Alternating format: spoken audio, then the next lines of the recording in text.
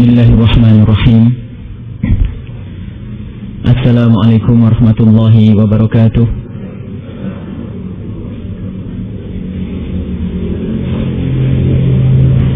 Alhamdulillah, nahmaduhu subhanahu wa ta'ala hamdan yuwafi ni'amahu wa yukafi'u mazidah. Ya Rabbana lakal hamdu kama yanbaghi li jalali wajhika wa 'azimi sultanika. سبحانك لا نحصي ثناء عليك أنت كما أثنيت على نفسك فلك الحمد ولك الشكر على ذلك. اللهم صل وسلم وبارك على حبيبنا وشافعنا ومولانا سيدنا محمد وعلى آله وأصحابه أجمعين. أما بعد. Hadirin hadirat, saudara-saudari, adik-adik kami yang kami cintai, mari kita lanjutkan perjalanan kita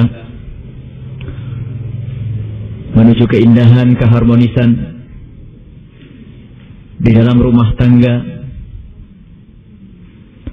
Sebelum ini telah kita coba urai dan jabarkan hal-hal yang semestinya kita mengerti dan dimengerti oleh anak-anak kita, yang semestinya kita ketahui dan diketahui oleh anak-anak kita, berkenaan dengan resep-resep untuk mencapai keindahan, dan sudah kita sampaikan, kita paparkan berkenaan dengan persiapan menuju rumah tangga, dan kita sampai kepada masuknya kedua mempelai di dalam pernikahan. Di akhir pembahasan kita yang lalu,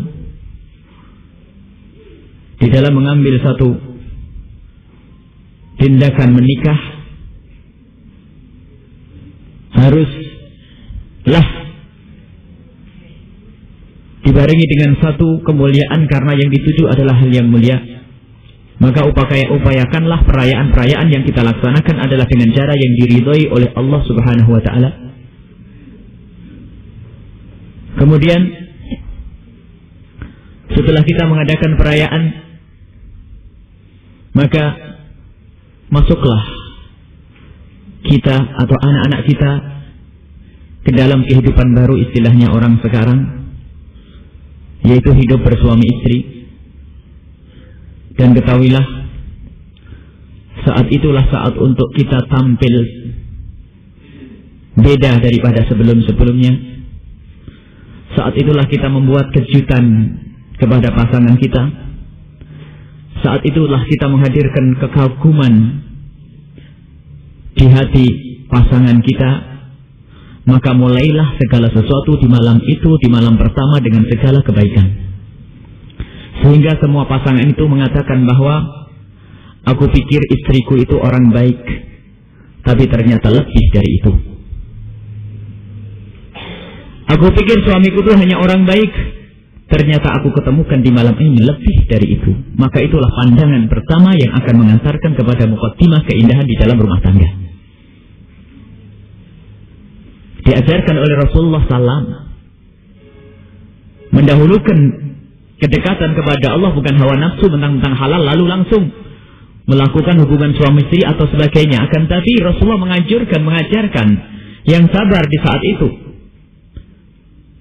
Lakukan pendekatan kepada Allah, sampaikan nasihat-nasihat yang indah kepada pasangan. Ketahuilah, saat itulah telinga dan hati terbuka. Berpesanlah dengan pesan-pesan indah yang iramanya adalah mendekatkan kepada Allah, karena saat itu adalah saat dibukanya telinga dan hati, karena saat itu adalah saat bahagia. Bayangkan jika ternyata saat istimewa ini telah dinodai dengan kejadian-kejadian sebelum pernikahan. Asa alangkah suramnya hari yang seharusnya indah ini. Bayangkan jika ternyata kemuliaan yang harus kita bangun saat ini ternyata telah didahului oleh cara memilih pasangan yang salah atau dengan bergaul yang tidak baik. Akan tetapi lihat, seorang wanita solehah yang menjaga diri saat itu, menjaga diri sebelum menikah, dan seorang calon lelaki yang menjaga diri hingga menikah, maka sesungguhnya itulah pertemuan hati yang masih bersih kosong. Sesungguhnya cinta saat itu sangat mudah untuk tumbuh subur. Terbuka hati, sampaikan nasihat-nasihat, kalimat yang indah. Jangan langsung melakukan selayaknya hubungan suami istri, akan tapi gunakanlah untuk sholat, untuk zikir dan sebagainya. Jadikanlah malam itu malam mengenal Allah Subhanahu wa Ta'ala. Mungkin ada orang yang kebiasaannya nggak baik, nggak pernah saya ibadah, tapi saat ini harus lain momen untuk kita memulai. Saya harus tampil di depan istriku sebagai seorang laki-laki yang baik. Saya harus melatih diri saya, mulai detik ini saya masuk ke dalam kamar istriku harus dengan akhlak yang mulia. Saya tampilkan saya senang baca Al-Quran, saya senang sholat. Sehingga di hari itu, di saat itu dia masuk tampil dalam keadaan yang benar-benar diridhoi oleh Allah. Dan seterusnya, jadikanlah itu momen untuk memulai segala sesuatu. Karena unsur kepercayaan sangat mudah dihadirkan saat itu. Dan sangat berat kalau kita sudah biasa nggak baik, tiba-tiba tumben-tumbennya kita melakukan kebaikan. Mungkin istri kita akan gojlok, ngapain? Apa-apaan itu? Tetapi ternyata saat ini adalah saat indah untuk memulai. Mungkin seorang wanita kebiasaannya jelek, tetapi saat itu merubah, karena saya akan bertemu dengan pasanganku, saya harus tampil istimewa. Lihat urusannya kelihatannya tampil hanya untuk manusia, tetapi itu muqaddimah khusyuk kepada Allah Subhanahu wa Ta'ala. Obrolan yang bagus, yang manis. Kemudian setelah itu, di dalam pernikahan itu memang harus kita hadirkan niat para salafun soleh, sampai menyusun niat itu sampai 100 lebih di dalam pernikahan. 100 lebih niat, bukan hanya untuk menjaga maksiat, akan tapi ingin punya anak yang soleh, menyambung silaturahmi, mencari tempat nafkah yang halal untuk menjadikan mata ini tidak haram, dan masih banyak niat-niat yang baik dihadirkan saat itu. Dihadirkan. Jangan menikah hanya akan menikah. Dan niat baik itu hanya bisa dihadirkan dengan yang halal. Gak ada orang berzina niat karena Allah. Tidak ada orang melakukan zina niatnya pengen punya anak soleh. Tidak ada orang berzina niatnya untuk mencari lahan ibadah. Dan memang bukan di situ tempatnya pujian dari Allah, tempatnya pahala dari Allah, akan tapi tempatnya adalah di sinilah pernikahan yang halal. Dihadirkan niat yang banyak, lakukan malam itu dengan ibadah dan sebagainya dengan rayuan karena Allah. Kemudian setelah itu lakukanlah, karena semua adalah halal, dan ketahuilah semua yang Anda lakukan di tempat itu adalah ridho Allah. Disaksikan malaikat, disaksikan para kekasih-kekasih Allah. Maka ini muqaddimah di dalam menciptakan keindahan, keharmonisan di rumah tangga. Setelah menikah, jadi hadirkan makna ini. Makna kerinduan kepada Allah di awal pernikahan. Dan sadarilah bahwa nikah itu agung ini. Jadi setelah kita memasuki pernikahan, sadarilah bahwasanya semua yang kita lakukan ini ada pahalanya. Seorang suami yang memberikan 1.000, 10.000, 100.000 untuk istrinya, untuk memberi nafkah istrinya, ternyata itu jadi pahala. Keluarnya kita bekerja, ternyata jihad di jalan Allah. Begitu sebaliknya, 100.000 yang diberikan kepada perempuan hanya untuk berzina, Masya Allah capek saat itu menjadi neraka, dan perjalanan kerjanya di saat mencari duit hanya untuk zina dinilai oleh Allah sebagai dosa. Alangkah indahnya. Maka untuk menciptakan keharmonisan di rumah tangga setelah menikah, yang pertama adalah agungkan pernikahan ini. Agungkan pernikahan, hadirkan makna bahwasanya di dalam pernikahan itu ada ridho Allah, di dalam pernikahan ada doa malaikat, di dalam pernikahan ada doa orang-orang soleh, dan hadirkan makna ini. Dan ketahuilah, di negeri yang kafir yang tidak pernah kenal agama, mereka yang tidak pernah kenal Allah, mungkin negara, anggap saja negara yang rusak. Di saat terjadi kumpul kebo bebas, begitu bebasnya, perzinahan begitu meratanya, ketahuilah, mereka bukan berarti menghalalkan zina. Karena dalam agama manapun zina ternyata haram. Akan tapi tingkat keharaman ini berbeda-beda. Yang jelas mereka sepakat bahwasanya zina itu adalah kotor, sehingga mereka pun ada hukuman di saat berzina. Biarpun hukumannya unik karena pikiran manusia, jika ada zina di bawah umur 17 misalnya dapat hukuman ini. Intinya adalah mengatakan perzinahan adalah tidak baik. Dan sepakat akal sehat mengatakan perzinahan tidak baik. Dan di saat orang begitu mudah melakukan perzinahan, bukan karena perzinahan itu adalah dibolehkan. Tidak, perzinahan tetap haram. Akan tetapi begitu mudahnya orang terjerumus dalam zina itu karena sudah tidak mengagungkan pernikahan. Di saat pernikahan tidak diagungkan, maka nilai nikah itu akan jatuh, sehingga mereka tidak berpikir apakah zina atau nikah. Kalau sudah pernikahan tidak diagungkan lagi, sudah derajatnya turun. Sehingga impiannya bukan saya harus menikah, tapi yang penting saya senang. Karena sudah nilai nikah itu jatuh. Dan resep ini harus dipegangi orang yang sudah menikah atau belum menikah. Yang sudah menikah tidak akan selingkuh, tidak akan meleweng, karena tahu bahwa di dalam pernikahan itu agung, mulia, ada ridho Allah. Bagaimana akan berzina sementara kalau memang hadir makna pengagungan terhadap nikah? Adik putri kita tidak akan terjerumus kepada zina karena impiannya, apalah harapannya adalah ingin yang halal karena ngerti agungnya pernikahan. Jadi penting memahami agungnya pernikahan ini. Untuk menciptakan keindahan keharmonisan di dalam rumah tangga, agungkan pernikahan. Ini yang pertama. Suami yang mengagungkan pernikahan, lihat. Yang ia pahami adalah pernikahan yang adalah untuk memadu kasih cari ridho Allah. Karena memang ridho Allah ada di situ. Tidak akan terjadi percekcokan, berantem, merendahkan, atau yang namanya perzinahan di luar. Karena dia tahu yang di rumah adalah agung. Yang di rumah adalah kemuliaan. Dan sebabnya orang mudah berzina itu karena sudah tidak mikir lagi makna nikah. Di saat makna nikah sudah dihilangkan, maka saat itu orang akan terjerumus kepada zina. Ini yang pertama yang harus kita hadirkan. Dan keagungan ini tidak boleh luput dari benak kita. Terus dan terus kita hadirkan keagungan makna pernikahan. Sehingga kita akan selalu makna tujuan apa di balik pernikahan. Mulai dari anak soleh. Lihat, kalau dia ingat bahasanya menikah karena menginginkan anak soleh, di saat dia melakukan persenggamaan pun tidak lupa doa. Seperti yang diajarkan oleh Rasulullah. Di saat anaknya hamil pun dia mikir, ya harus dikasih makan yang benar anak. Membaca Al-Quran, tambah banyak ibadah karena ngerti bahasanya tujuan pernikahan ini adalah agar mempunyai anak yang soleh. Lihat, rupanya kita perlu tafakkur dalam hal ini. Yang terjerumus dalam perselingkuhan itu karena dia tidak mengerti agungnya nikah. Dan pernah dilihat orang-orang semacam ini waktu Rasulullah Isra Mi'raj, ada daging yang segar tidak dimakan, ternyata daging busuk di sampingnya dimakan. Lalu ditanya, siapa engkau? Aku ini adalah pezina, sudah punya istri yang halal, akan tetapi masih senang dengan yang haram. Sebabnya apa? Dia tidak paham daging segar, tapi malah dia makan daging busuk dan kotor.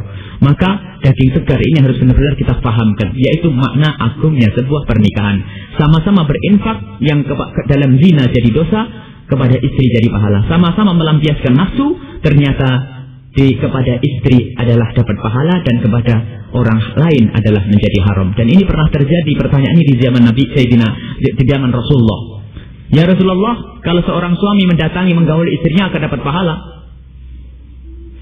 Dijawab oleh Rasulullah, bagaimana kalau dia melakukan yang haram dengan perempuan lain? Dosa.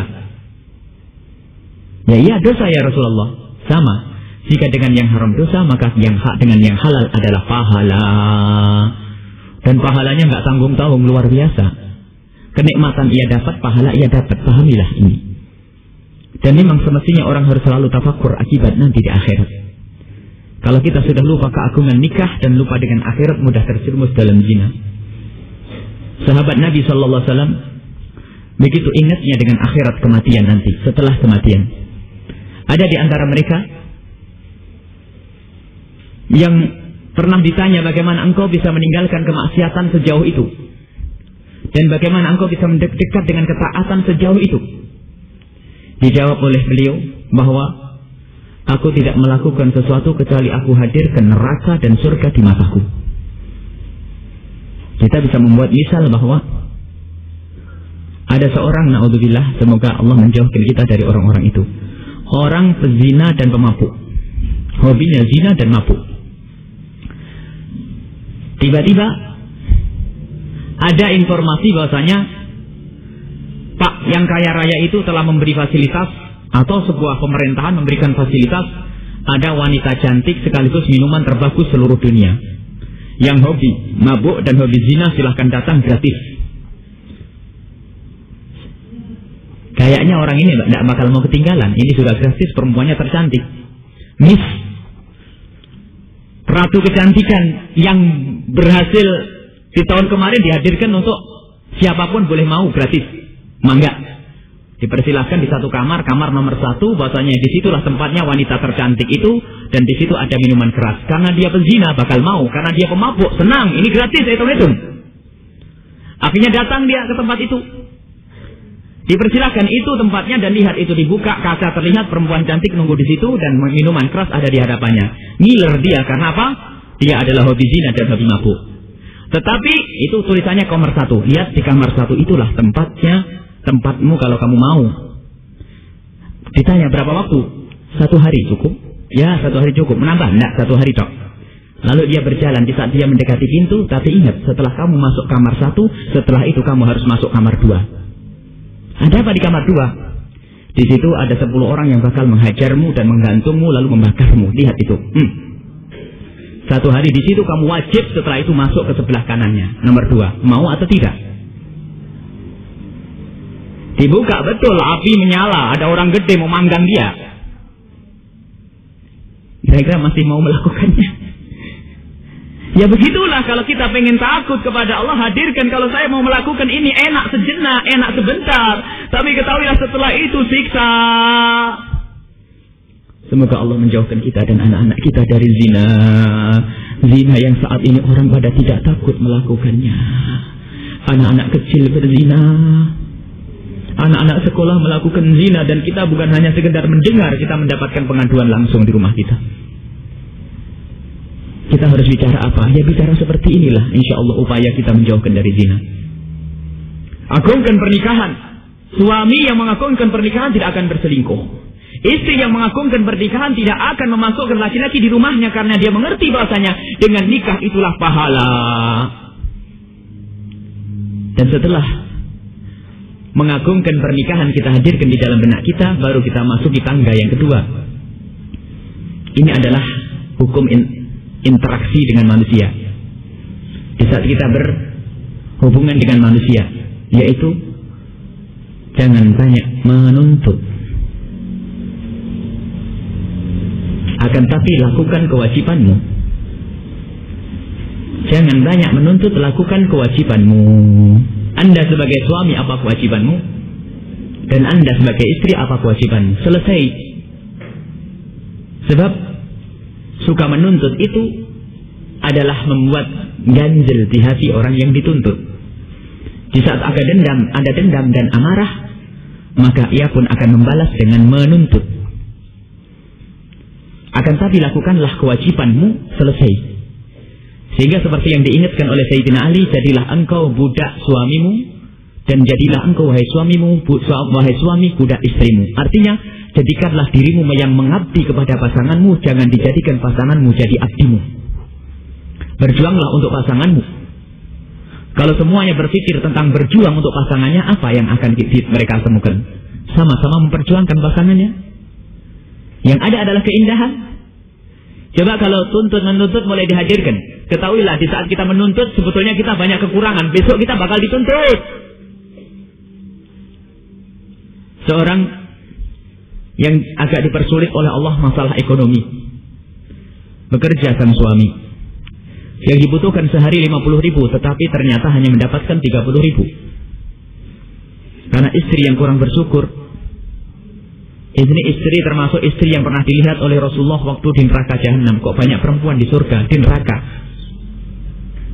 Diceritakan oleh Rasulullah, ya banyak perempuan di neraka karena yuksirna syikata wa yakfurnal ashir, banyak ngeluh dan dia tidak mudah terima kasih kepada suami.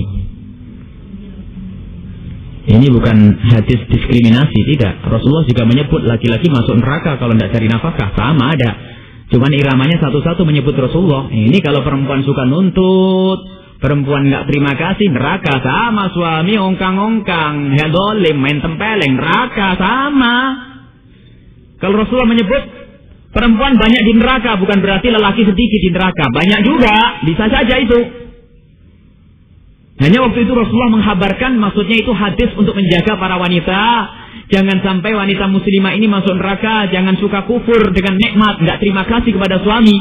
Nah ini contohnya perempuan yang suka nuntut, suaminya datang dengan 30.000, kurang 20.000. Apa katanya? Kang, mulai pagi sampai sore cuma dapat sebegini.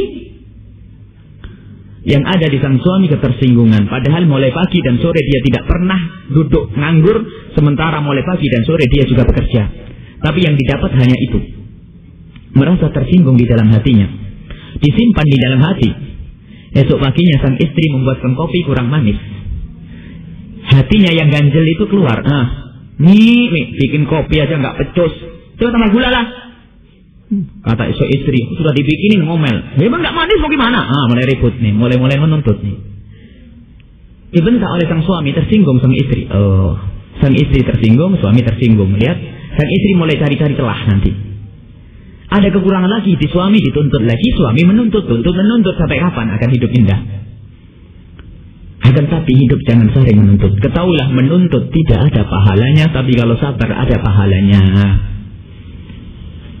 Menuntut nggak ada pahalanya, sabar ada pahalanya. Suami pun begitu, jangan banyak menuntut kepada istri. Ketahuilah semua kita punya kekurangan. Anda seorang istri seolah-olah punya kelebihan dari kecantikan dan sebagainya. Ya lebih. Tapi suatu saat Allah memberikan kelemahan di dalam diri Anda. Allah menjadikan Anda orang yang haid saat itu. Kalau sudah haid itu hawanya panas, sumpek, sakit. Meladeni suami nggak bisa. Lihat. Di saat kita suka nuntut, sekarang suami menginginkan sesuatu, mau apa kita? Dasar perempuan itu. Sudah kalau itu saya kawin lagi lah. Perempuan laki-laki ngomong begitu tuh karena si istrinya pernah nggak santun. Wah, saya mau kawin lagi. Alasan nih istrinya sakit, pilek, sakit, demam, suka begini. Jadi alasan sakitnya sang istri itu untuk menuntut sehingga omongannya nggak karu-karuan sang suami. Coba kalau dari awal istrinya santun, indah, menghargai, menyayangi, tidak banyak menuntut, maka yang hadir di sang suami adalah belas kasih. Masya Allah, mama sakit, semoga cepat sembuh, cepat sehat dan sebagainya. Tidak ada kalimat menuntut. Maka sekali lagi kalimat menuntut itu hadir, maka akan menjadikan pasangan kita menuntut dan menuntut tidak ada ujungnya. Karena apa? Kita adalah manusia yang punya kekurangan. Di saat kita merasa tidak punya kekurangan, pasti kita punya kekurangan yang kita tidak tahu. Akhirnya tidak ada habisnya tuntut menuntut. Teringat Sayyidah Khadijah Al-Kubra, Siti Khadijah. Suatu ketika didatangi oleh wanita-wanita Arab yang mereka itu menginginkan kebahagiaan seperti Sayyidah Khadijah. Wanita-wanita Arab ini bertanya, wahai Khadijah, alangkah senangnya engkau menikah dengan Muhammad. Waktu itu Nabi Muhammad belum dapat gelar Nabi. Alangkah senangnya engkau menikah dengan Muhammad. Dijawab oleh Sayyidah Khadijah, wahai saudari-saudariku, sungguh mulai aku menikah dengan Muhammad sampai hari ini, aku tidak pernah berpikir bagaimana aku bersenang-senang dengan Muhammad. Tapi yang aku pikir adalah bagaimana Muhammad senang dengan aku. Lihat, kalimatnya sedikit. Anda jangan mikir bersenang-senang dengan suami Anda, tapi pikirlah bagaimana suami senang dengan Anda. Wahai suami, jangan berpikir bersenang-senang dengan istri, berpikirlah kemanapun Anda pergi bagaimana menyenangkan istri.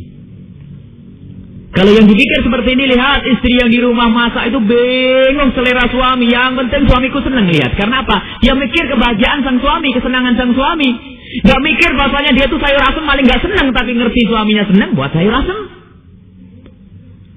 Sang suami di luar itu pusing, yang dipengin dibawa ke rumah itu adalah kesukaan istrinya karena dia pengen menyenangkan sang istri. Lihat, biarpun suami jauh di mata, ternyata yang dipikir semuanya adalah istri. Bekerja, mikdul hasil, kapan saya dapat gaji, pengen membeli hadiah buat istri. Dapat ini untuk istri, mau makan enak ingat istri, ini ingat istri. Karena apa? Yang dipikir adalah menyenangkan sang istri. Coba kalau istrinya suka nuntut. Sudah suami pergi jalan-jalan, mampir di Bogor sana ada tas-tas bagus. Kata teman-teman yang lainnya, Pak, ini tas bagus nih, murah buat ibu yang di rumah. Diam aja nggak jawab. Ada lagi, Pak, ini dompet bagus buat ibu yang di rumah. Diam aja. Ditawari lagi, ini lagi lebih bagus yang di rumah. Cobalah beliin, maaf Pak, buat ibu yang di rumah. Kata bapak ini apa? Alah, paling nanti juga minta di rumah, sudah saya belikan minta lagi, kan saya rugi. Mending nanti aja kalau saya lepek di rumah biar minta sendiri. Karena kebiasaan istrinya suka nuntut. Dibelikan baju merah, bilang, Pak, norak warna merah, kenapa tidak yang hijau? Karena memang modelnya wanita suka nuntut, akhirnya suami itu mau membuat hadiah malas. Gara-gara dituntut, nanti salah lagi. Nanti minta lagi, kan rugi saya. Sudah saya belikan, minta tas yang lain lagi. Mending nanti aja kalau sudah minta saya belikan. Jadi tidak ada di situ makna keterikatan hati itu. Yang ada hanya memenuhi kewajiban di saat dituntut. Lihat, tidak indah itu hidup. Makna ini. Dan makna tidak menuntut ini kita hadirkan dalam pengabdian. Lakukan kewajiban Anda. Anda sebagai istri punya kewajiban memberikan senyum dan sambutan kepada suami di saat datang. Anda sebagai suami jangan datang ke rumah dengan keluh kesah yang ada di luar. Ingatlah Rasulullah suatu ketika berada di dalam sebuah peperangan, ternyata terluka, punggung beliau ada luka, kena panah atau tombak. Sehingga luka ini benar-benar dirasakan di saat beliau mengendarai kudanya, itu benar-benar dirasakan sakit itu. Tetapi di saat Nabi Muhammad turun di halaman Siti Aisyah radhiyallahu anha, Rasulullah seolah-olah tidak merasakan sakit, tidak ditampakkan sakit di depan Siti Aisyah. Beliau mengucapkan salam dengan penuh wibawa, tegar, tidak menggambarkan ada rasa sakit di situ. Assalamualaikum wahai Aisyah. Dijawab oleh Siti Aisyah, waalaikumsalam ya Rasulullah. Karena istri yang solehah langsung menyambut Rasulullah. Dan Rasulullah diperangkul begini, diantarkan ke kamar. Tiba-tiba Siti Aisyah menjerit, ya Rasulullah, ada darah di punggungmu. Masa iya? Ya? Pura-pura tidak tahu Rasulullah. Bukan karena bohong, tidak. Karena menghibur Aisyah, tidak ingin Aisyah melihat Rasulullah sakit. Ah, masa iya Aisyah? Benar ya Rasulullah, ini ada luka di punggungmu. Lihat. Yang ada senyum. Aisyah, itu sakit. Tapi sekarang melihat kamu, saya sudah tidak rasa sakit lagi. Bukan bapak-bapak yang ada di daerah mana itu. Kalau pulang dari kantor tuh, wah, buka pintunya ketepok, bawa tas ringan aja kayak keberatan. Aduh, jeblok duduknya. Pengen dipuji istrinya kalau dia berjuang seharian. Pamer kecapean, pamer kerja, pamer kesibukan. Istrinya yang mulai pagi nunggu pengen lihat senyum suaminya, pulang cemberut pamer berat, tas ringan aja bawanya kayak ketebuk, lepas sepatu aja dilempar kayak Masya Allah. Maru di luar gini. Mana akhlaknya Rasulullah di sini? Masuklah ke rumah dengan senyum. Di saat ada keluh kesah di luar, bawalah itu tinggalkan keluh kesah itu di halaman rumah. Anda masuk rumah, rumah adalah tempat keindahan. Istrimu di rumah nunggu berjam-jam hanya ingin melihat wajahmu yang cerah ceria. Dan wahai istri yang di rumah, di saat sang suami datang jangan cemberutnya saja yang ditampakkan. Biarpun si dede itu kencing di atas meja dan sebagainya, cobalah tampil senyum. Suami datang disambut seperti Siti Aisyah. Waalaikumsalam suamiku, coba diambilkan helmnya. Kalau memang dia pakai helm, yang pakai mobil ya diambil tasnya, dibantu. Ini makna yang harus kita hadirkan. Itu melaksanakan kewajiban untuk menyenangkan pasangan, menghibur pasangan. Sebisa mungkin ngambil air minum. Kalau terpaksa Anda saat itu dalam kesibukan yang sangat, maka minimal Anda mengucapkan, aduh mas, bang, mohon maaf, ini tidak bisa saya tinggal pekerjaan ini. Ada maknanya. Bukan gelendem diam, tok. Ada ibu-ibu yang kerjaannya itu nonton sinetron. Kalau sudah dengar mobil suaminya atau motor suaminya itu langsung sinetron dimatiin. Ngambil alat pel. Ngepelnya di depan pintu, suaminya buka pintu langsung ngos-ngosan. Beginilah nasib, tidak ada pembantu. Semestinya senyum nyambut sang suami, pamer pekerjaan, ngepel. Ini adalah memang bukan perempuan cerdas, tidak bisa ngerayu sama suami itu. Suaminya melihat istri semacam itu, waduh, ini apa ini? Akhirnya dikit-dikit ribut. Saya punya pekerjaan, saya masih begini, kamu nggak begini, ribut lagi. Karena di rumah ada orang yang tidak melaksanakan kewajiban dan hanya menuntut saja. Di sisi lain,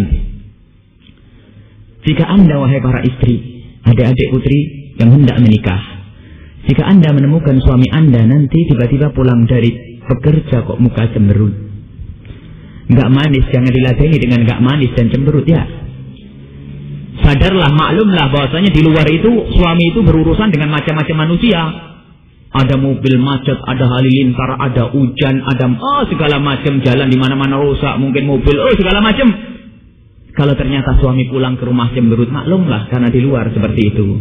Jangan lalu disambut senyum, jangan lalu disambut dengan cemberut juga.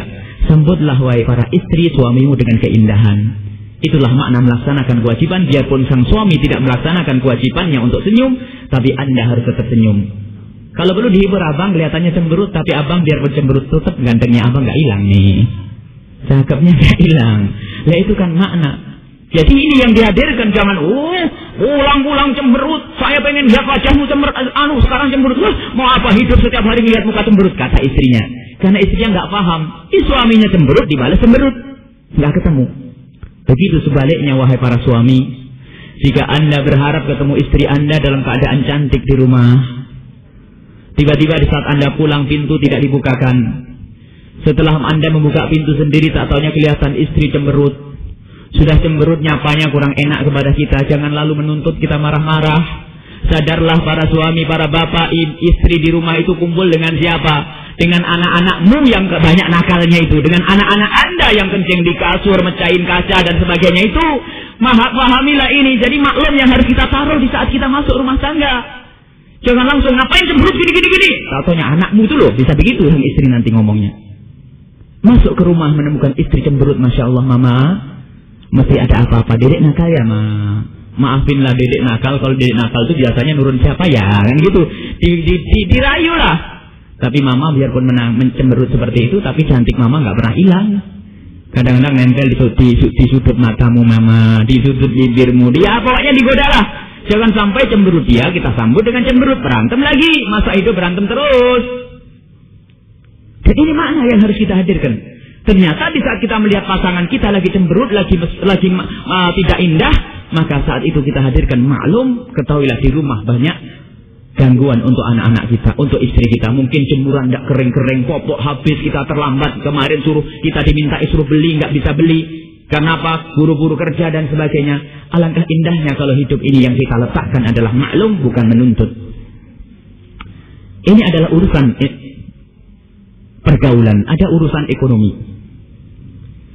Ada gara-gara ekonomi kurang itu ributnya setengah mati. Mungkin seorang istri biasa hidup mewah karena suaminya orang kaya, misal saja. Atau sebaliknya. Jika hidup itu mengandalkan harta, maka akan merendahkan orang yang tidak punya harta. Sementara harta itu adalah justru bagaimana mengangkat yang tidak punya harta menjadi mulia. Jangan dijadikan harta itu menjadi alat untuk kita merendahkan orang lain. Sehingga terjadi dalam sebuah pernikahan. Suaminya cari nafkah nggak bisa dan sebagainya. Yang harus kita mengerti adalah bahwa wahai para suami, Anda punya kewajiban mencari nafkah. Jangan sampai Anda ongkang-ongkang duduk, itu haram. Kewajiban Anda mencari nafkah. Kalau ternyata tidak dapat nafkah, yang penting Anda mencari, sudah tidak dosa. Anda mencari, yang namanya mencari rizki itu kewajiban. Adapun rizki yang menentukan Allah. Kerja pagi sore kadang-kadang nggak dapat, becak nggak ada yang becak, ojek nggak ada, jualan nggak ada yang beli, itu ada. Akan tapi kewajiban Anda adalah keluar untuk mencari nafkah. Pahamilah ini. Jangan sampai mentang-mentang istrinya kaya, ongkang-ongkang, merus. Istrinya rupanya ini tidak ingin hidup mesra. Kalau ada pemerasan di dalam rumah tangga, ketahuilah sebetulnya dia tidak ingin keindahan. Kalau tahu dianya tidak punya, lalu istri yang kaya, berbaiklah.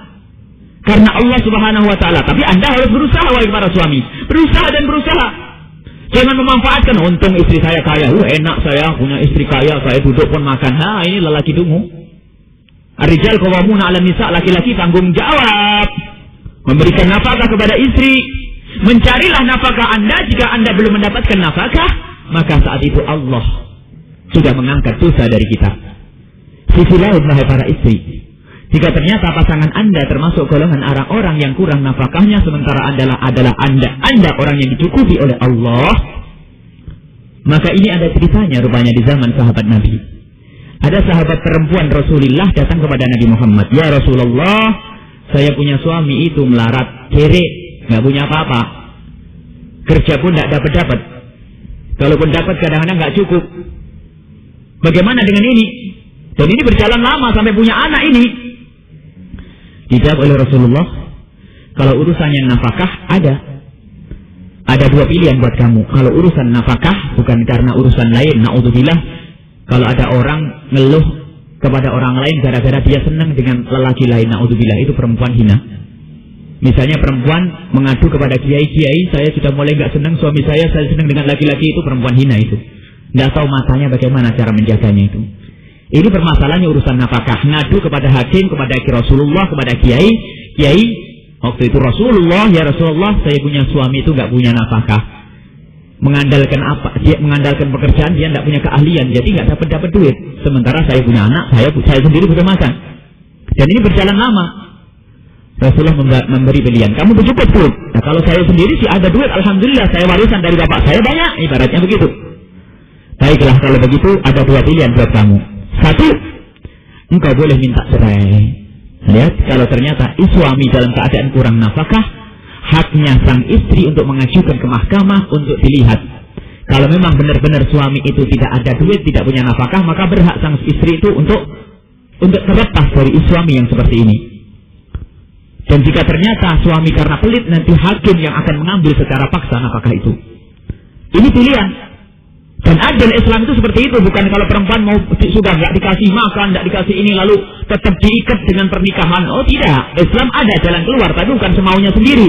Wanita datang dengan jujur, bukan dengan mesum hati karena pengen laki-laki lain. Tidak, karena memang suaminya tidak bisa memberi nafkah dan tidak mungkin bertahan semacam ini. Sementara anaknya banyak, ia bisa mengadu kepada hakim yang akan memutuskan nanti untuk pisah. Terus yang kedua, wahai wanita, yang pertama engkau boleh minta cerai. Yang kedua adalah engkau boleh memberi nafkah. Dan di saat itu engkau yang akan mendapatkan 3 pahala. Pahala bersedekah, pahala menyenangkan suami, pahala menyambung silaturahmi dengan anak-anak. Mana yang kau pilih? Dijawab wanita itu, ya Rasulullah, biar saya saja yang ngasih nafkah. Karena apapun bentuknya sudah terjalin hati, mungkin seperti itu. Biar saya saja yang ngasih nafkah, biar saya mendapatkan 3 pahala, ya Rasulullah. Dijawab oleh Rasulullah, benar pilihanmu. Pilihanmu benar, engkau telah memilih untuk memberi nafkah saja, dan itu pilihan yang benar, engkau akan mendapatkan 3 pahala. Kemudian sang wanita ini pamit keluar, ya Rasulullah, sambil keluar itu ngomong, ya Rasulullah, kalau seandainya para wanita itu mendengar omonganmu ini, niscaya mereka akan berdoa semoga suaminya pada melarat semuanya. Biar dapat pahala. Dan ini makna dihadirkan. Jangan mentang-mentang punya duit lalu sewenang-wenangan suami. Duit yang Anda miliki, wahai para istri, jadikanlah untuk menopang dakwah sang suami, ibadah sang suami. Kalau perlu ditenangkan, Bang, abang memang orang tidak pintar, bukan alim, bukan ustaz. Sisi lain sudah begitu juga tidak bisa cari duit. Tapi alhamdulillah Allah memudahkan rezeki untuk saya. Tapi abang, bagaimana kalau abang setiap hari ngaji saja sudah? Urusan nafkah saya lebih senang kalau abang ngaji, apalagi saya dibawa naik motor bareng. Masya Allah, alangkah indahnya. Jadikanlah kelebihan harta yang Anda miliki untuk menciptakan keindahan, bukan untuk merendahkan. Suami apa? Coba seperti Pak ini, Pak itu, Pak insinyur ini, Pak dokter ini, duitnya banyak, enak dan sebagainya. Nah ini kan menuntut menjadi hati tidak nyaman. Sudah melarat, nggak nyaman lagi, nggak enak ini. Kalau di saat suami kurang, cobalah dengan harta yang Anda miliki menjadi Khadijah zaman ini. Siti Khadijah membiayai Rasulullah. Dan wanita ini pun akhirnya membiayai suaminya dan anak-anaknya. Dengan begitu dia mendapatkan 3 pahala. Ini artinya apa? Urusan harta, urusan uang jangan jadikan permasalahan di dalam rumah tangga. Jika Anda bisa membantu suami, lakukanlah. Anda mungkin lebih bisa bekerja, tapi suami tidak bisa, tidak ada masalah. Jangan dijadikan materi adalah sebab pernikahan. Jangan dijadikan materi adalah sebab pertemuan. Materi adalah suami. Jangan tidak menikah karena dia kaya. Jangan tidak bertemu sengaja manusia karena banyak duit. Akan tadi dari nama materi yang diberikan oleh Allah adalah untuk menjadikan nikmat ini kepada Allah. Dan jika prinsip ini diabaikan di saat materi diambil oleh Allah, maka keindahan tidak akan berkurang. Karena kita punya kesadaran, kita paham bahwa hakikat yang akan kita cari adalah kedekatan dengan Allah. Jadi itu bisa oleh lantaran orang lain. Ini adalah agar kita tidak hanya menuntut. Ini makna. Menuntut dan menuntut tidak ada ujungnya, insya Allah tadi. Dan mohon aku bahwa ini memang yang kita tidak bosan, tidak duduk berapa jam ini. Nanti tidak ada masalah, insya Allah. Tidak ada yang menuntut. Ini yang pertama. Saling menuntut ini adalah yang pertama yang harus benar-benar kita hadirkan di dalam diri kita. Kemudian yang kedua, tadi mengagungkan pernikahan, kedua jangan saling menuntut. Yang ketiga ini, yang ketiga adalah hadirkan permohonan maaf di saat Anda bersalah Bahkan kalau perlu di saat pasangan Anda bersalah, lalu Anda merasa tidak bersalah, biasakan menghadirkan maaf, baik dengan lidah atau lapang dada, karena itu kunci menciptakan keindahan. Jika yang ada di dalam diri Anda adalah dendam dan kesombongan, dendam gak mau memberi maaf, sombong gak mau minta maaf, maka sesungguhnya tidak akan ada pertemuan hati di saat itu. Seorang istri mengatakan mentang-mentang dia cantik, biar dia yang minta maaf, paling dia sendiri datang. Nah, sombong dia dengan kecantikannya. Dia meremehkan, mengandalkan suaminya pasti yang minta maaf, dia butuh dengan saya. Dengan kesombongannya. Bukan begitu keindahan. Atau seorang suami mengatakan, masa suami minta maaf kepada istri? Tidak. Selagi ada sesuatu, ada masalah, maka untuk menyelesaikan masalah ini hadirkan kata maaf, untuk menghadirkan kesalahan sebagai kesalahan. Sebab kalau kesalahan tidak dia akui sebagai kesalahan lalu minta maaf, maka tidak tahu kalau dia salah. Sehingga ada sebuah keluarga itu kalau pagi berantem, ribet, banting piring, banting pintu. Sorenya beli bakso bareng-bareng naik motor. Besok malam ada lagi, esok ke pasar bareng lagi. Ini bagaimana orang ini? Lalu ditanya anaknya berapa? 7. Setiap hari berantem ada 7. Kenapa terulang-ulang ini? Karena belum ada insaf bahwasanya kemarin sang suami itu pernah salah. Sebab akurnya hanya akur kalau ada maunya saja itu. Hadirkan makna akur bertemu lagi dalam keinsafan, bahasanya saya salah, mohon maaf, saya salah. Biarpun suami dalam keadaan posisi benar, alangkah indahnya karena dia seorang pendidik memulai, tadi kita ribut mama marah-marah, pasti sebabnya adalah saya, mohon maaf kalau saya ternyata jadi suami nggak bisa didik yang benar, mohon maaf, maafin ya, jangan sampai saya masuk neraka gara-gara mama marah dengan saya. Lihat indah di situ. Padahal yang salah istrinya jadi bingung, ada saya yang salah. Jangan seperti tetangga sebelah itu, karena salah pilih itu. Mohon maaf saya salah dan sebagainya. Saya memang tidak bisa didik jadi suami. Kata istri apa? Makanya jangan diulang lagi ya. Itu kan tetangga, karena apa? Dia salah pilih istri. Jadi di saat suami memulai dengan keindahan, mohon maaf, istri akan menyambut dengan keindahan kalau memang istri itu adalah punya nurani. Begitu juga istri, tahu yang salah adalah suaminya. Suaminya sombong, minta maaf gak mau, dikit-dikit banting piring, satu dosen itu seminggu habis. Banting piring, pintu, gager, kadang-kadang bikin dedeknya kaget dan sebagainya. Ada sebagian suami seperti itu. Hadirkan makna maaf. Hadirkan makna maaf, bang, mohon maaf. Abang waktu kita jadi pengantin baru tidak pernah marah-marah, tapi akhir-akhir ini marah-marah. Mungkin karena saya kurang ngerti, karena sudah ada dedek. Maafkan kalau kesalahan saya karena itu. Mungkin saya kurang senyum di saat saya sakit perut dan sebagainya. Mohon maaf bang kalau mungkin karena itu abang suka marah-marah. Lihat makna keinsafan di sini. Suami akan terenyuh, masya Allah istriku seperti itu. Padahal yang salah aku. Bukan saya kok yang salah, maafin saya ya. Ini sisi lain. Di saat pasangan Anda memohon maaf kepada Anda, jangan dijadikan ini alat untuk sombong atau kesempatan untuk merendahkannya. Yaitu tetangga tadi, kalau suaminya minta maaf lalu dibilang, makanya jangan diulangi. Bukan begitu. Di saat pasangan kita memohon maaf kepada kita harus lebih merendah lagi, Memang misalnya sang suami memang betul-betul yang salah dia itu. Lalu datang kepada kita sebagai istri meminta sang suami minta maaf. Lihatlah, berlombalah Anda untuk rendah hati. Sampaikan kepada suami Anda, bang, memang abang salah, tapi sebabnya mungkin juga saya. Jadi semakin merendah itu adalah mengagumkan pasangan. Ini indah. Jadi jangan sampai kita itu sombong. Meminta maaf ini masya Allah. Ada sebagian suku minta maaf itu katanya hina. Orang minta maaf orang yang lemah. Orang minta maaf itu adalah orang yang tidak punya keistimewaan. Kebalikannya, yang mudah minta maaf adalah orang yang punya keistimewaan. Dan di antara dua orang yang berselisih, maka yang paling dicintai oleh Allah adalah orang yang meminta maaf terlebih dahulu. Di antara dua orang yang berselisih, yang lebih dicintai oleh Allah adalah orang yang meminta maaf terlebih dahulu. Istri meminta maaf kepada suami, maka dia lebih mulia dari sang suami, dan begitu seterusnya.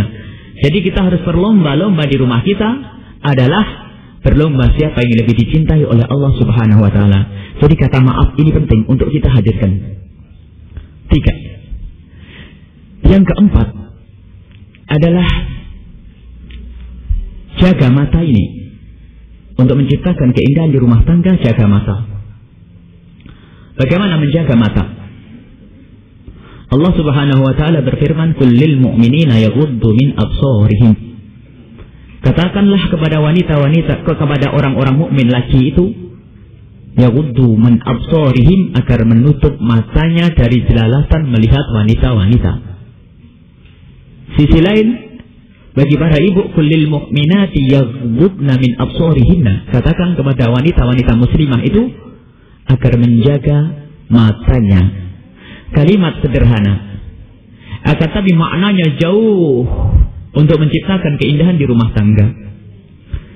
Bayangkan jika ada seorang bapak yang rupanya memang tidak biasa menjaga matanya.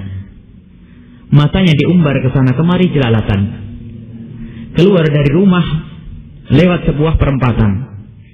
Di situ ada wanita zaman ini yang kadang-kadang bajunya memang aneh-aneh ya.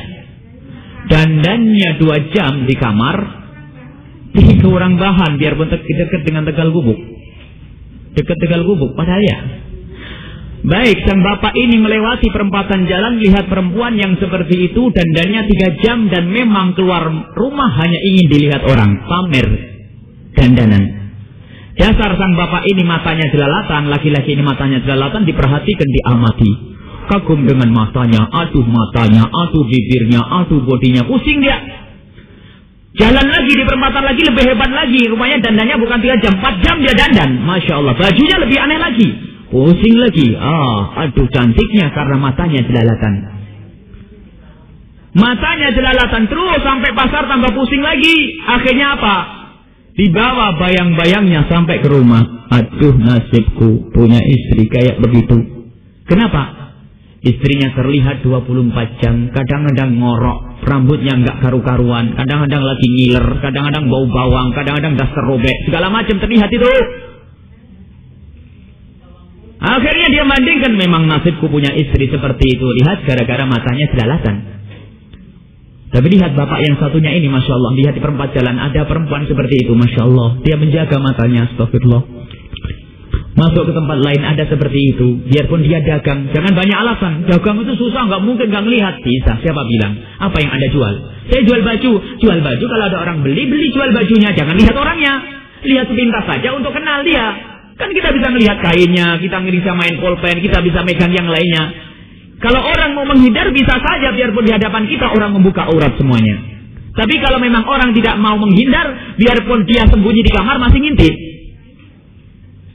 Nah ini, maka ini menghindar. Coba laki-laki yang menjaga ini, Masya Allah, nggak boleh. Ini nggak boleh, astagfirullahaladzim, terlihat lagi yang haram. Lihat, karena dia menjaga, dia pengen cepat-cepat pulang, lihat yang halal. Dia lalu buka kamar rumahnya, lihat istrinya, Masya Allah, setiap hari tambah cantik saja. Setiap hari tambah cantik saja, Masya Allah. Lah begitu, karena suaminya menjaga matanya. Di saat itulah muncul keindahan. Coba kalau seorang suami sudah merendahkan dulu, aduh nasib istriku itu model apa sih itu? Aduh, dibanding dengan ini nggak ada apa-apanya, sumpek. Akhirnya kalau sudah dengan istri yang kurang rindu, kurang cinta, maka pulangnya pun males. Kalau pulang pun males tersenyum, karena apa? Karena menganggap istrinya sudah tidak istimewa lagi, sehingga kurang pengertian. Dan itulah awal mula daripada bencana, ribut terus, sehingga kurang senyum, kurang ini dan sebagainya. Nah ini makna yang harus kita hadirkan. Terus dan terus mata dijaga. Semakin mata jelalatan semakin pusing. Dan sungguh alangkah cepatnya mata itu kemana-mana. Dan dibuang pandangan bukan dari mata, dari hati. Kadang-kadang orang melihat sepintas, buang matanya, hatinya mikir. Ya ini kan gak karu-karuan. Jadi dibuang betul dari pandangan dan hati kita. Jaga. Para kaum laki-laki, ternyata ini bukan untuk laki-laki saja, wahai para wanita. Yaghdudna min absarihin, agar mau menutup matanya. Menutup matanya ini melihat laki-laki dengan dihayati macam-macam.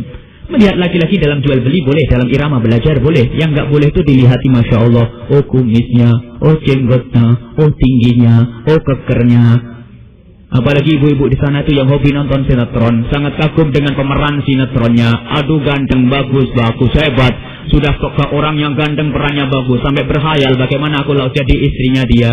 Akhirnya dia membayangkan, ingat suaminya. Aduh nasibku, punya suami hitam kalak kayak dengking. Bau keringat lagi. Masya Allah. Mana kebahagiaan bisa terwujud dari mata yang jelalatan? Tidak ada. Dan sungguh pernah ada seorang mengadu. Mohon maaf, ini majelis yang mulia, tapi untuk sekedar contoh saja.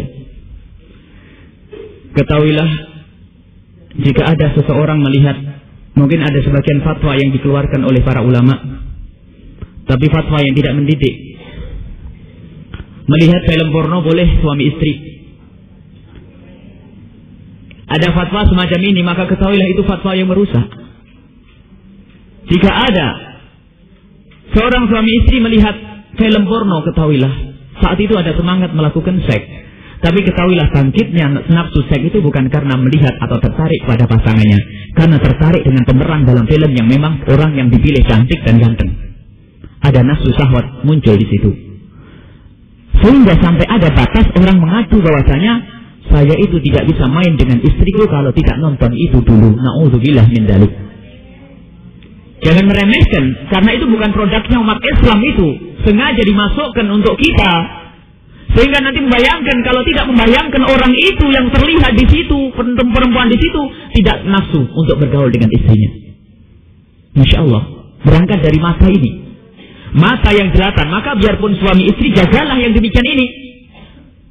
Bukan hanya, wah itu kan gambar saja. Apalagi ini kan untuk membangkitkan semangat dengan istri. Ketahuilah, semangat dengan istri bukan karena itu. Kita bisa membina semangat dengan istri dengan cara hubungan seks diatur dan sebagainya. Lakukanlah dengan kegembiraan. Apalagi kalau sering mesra kan indah. Bisa berkala, bukan setiap saat ada aturannya di situ. Dan ini diajarkan semakin indah dengan suami. Mata dijaga itu sendiri akan menjadikan orang rajin atau semakin semangat di dalam melakukan untuk hubungan seks dengan istri. Tetapi kalau sudah jelalatan, na'udzubillah, kalau sudah mulai merasakan yang haram, na'udzubillah min dzalik, semoga Allah menjaga kita. Setan itu akan selalu menggoda bahwasanya barang curian itu lebih enak. Semangatnya ke sana, matanya jelalatan. Apa di balik itu? Ada orang pakai baju begitu, selalu berhayal yang enggak di balik itu. Kayaknya dia lebih dari milik istri saya. Kayaknya. Sehingga benar pernah suatu ketika ada orang ngadu, ternyata dia ngomong, saya itu sudah tidak semangat lagi dengan istriku. Rupanya bukan urusannya dengan film porno, rupanya dia sudah tertarik dengan orang lain, yang orang lain memang pekerjaannya menghibur orang. Karena dia ada seorang yang bekerja di sebuah tempat hiburan, kerjanya menghibur orang, sehingga cara ngeladennya istimewa, senyum dan sebagainya, ini dibandingkan istrinya yang di rumah sudah ngomong anaknya yang sering nakal itu, suka cemberut. Sudah begitu sang istri, setelah itu kita ingin tahu, kalau ada orang yang berhasil ukuran dia, secara ekonomi dia itu berhasil, secara wajah dia itu adalah orang yang diberi ketampanan oleh Allah. Tapi kok sampai berhubungan dengan istrinya itu tidak bersemangat, mesti ada masalah ini. Mungkin istrinya kelewat jelek barangkali secara zahir. Suatu ketika kebetulan istrinya kok sama-sama mengadu. Sama-sama mengadu, kita belum tahu kalau itu adalah suami istri. Akhirnya terungkap suatu ketika bahwasanya itu adalah suami istri, kita jadi heran. Mesti ada yang gak beres. Istrinya oleh Allah juga diberi kecantikan, akan tetapi kenapa sang suami kok tidak bisa senang untuk melakukan hubungan seks dengan istrinya?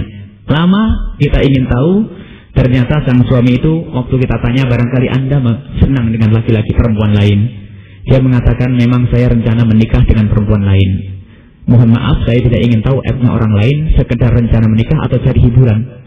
Katakan mana yang sesungguhnya.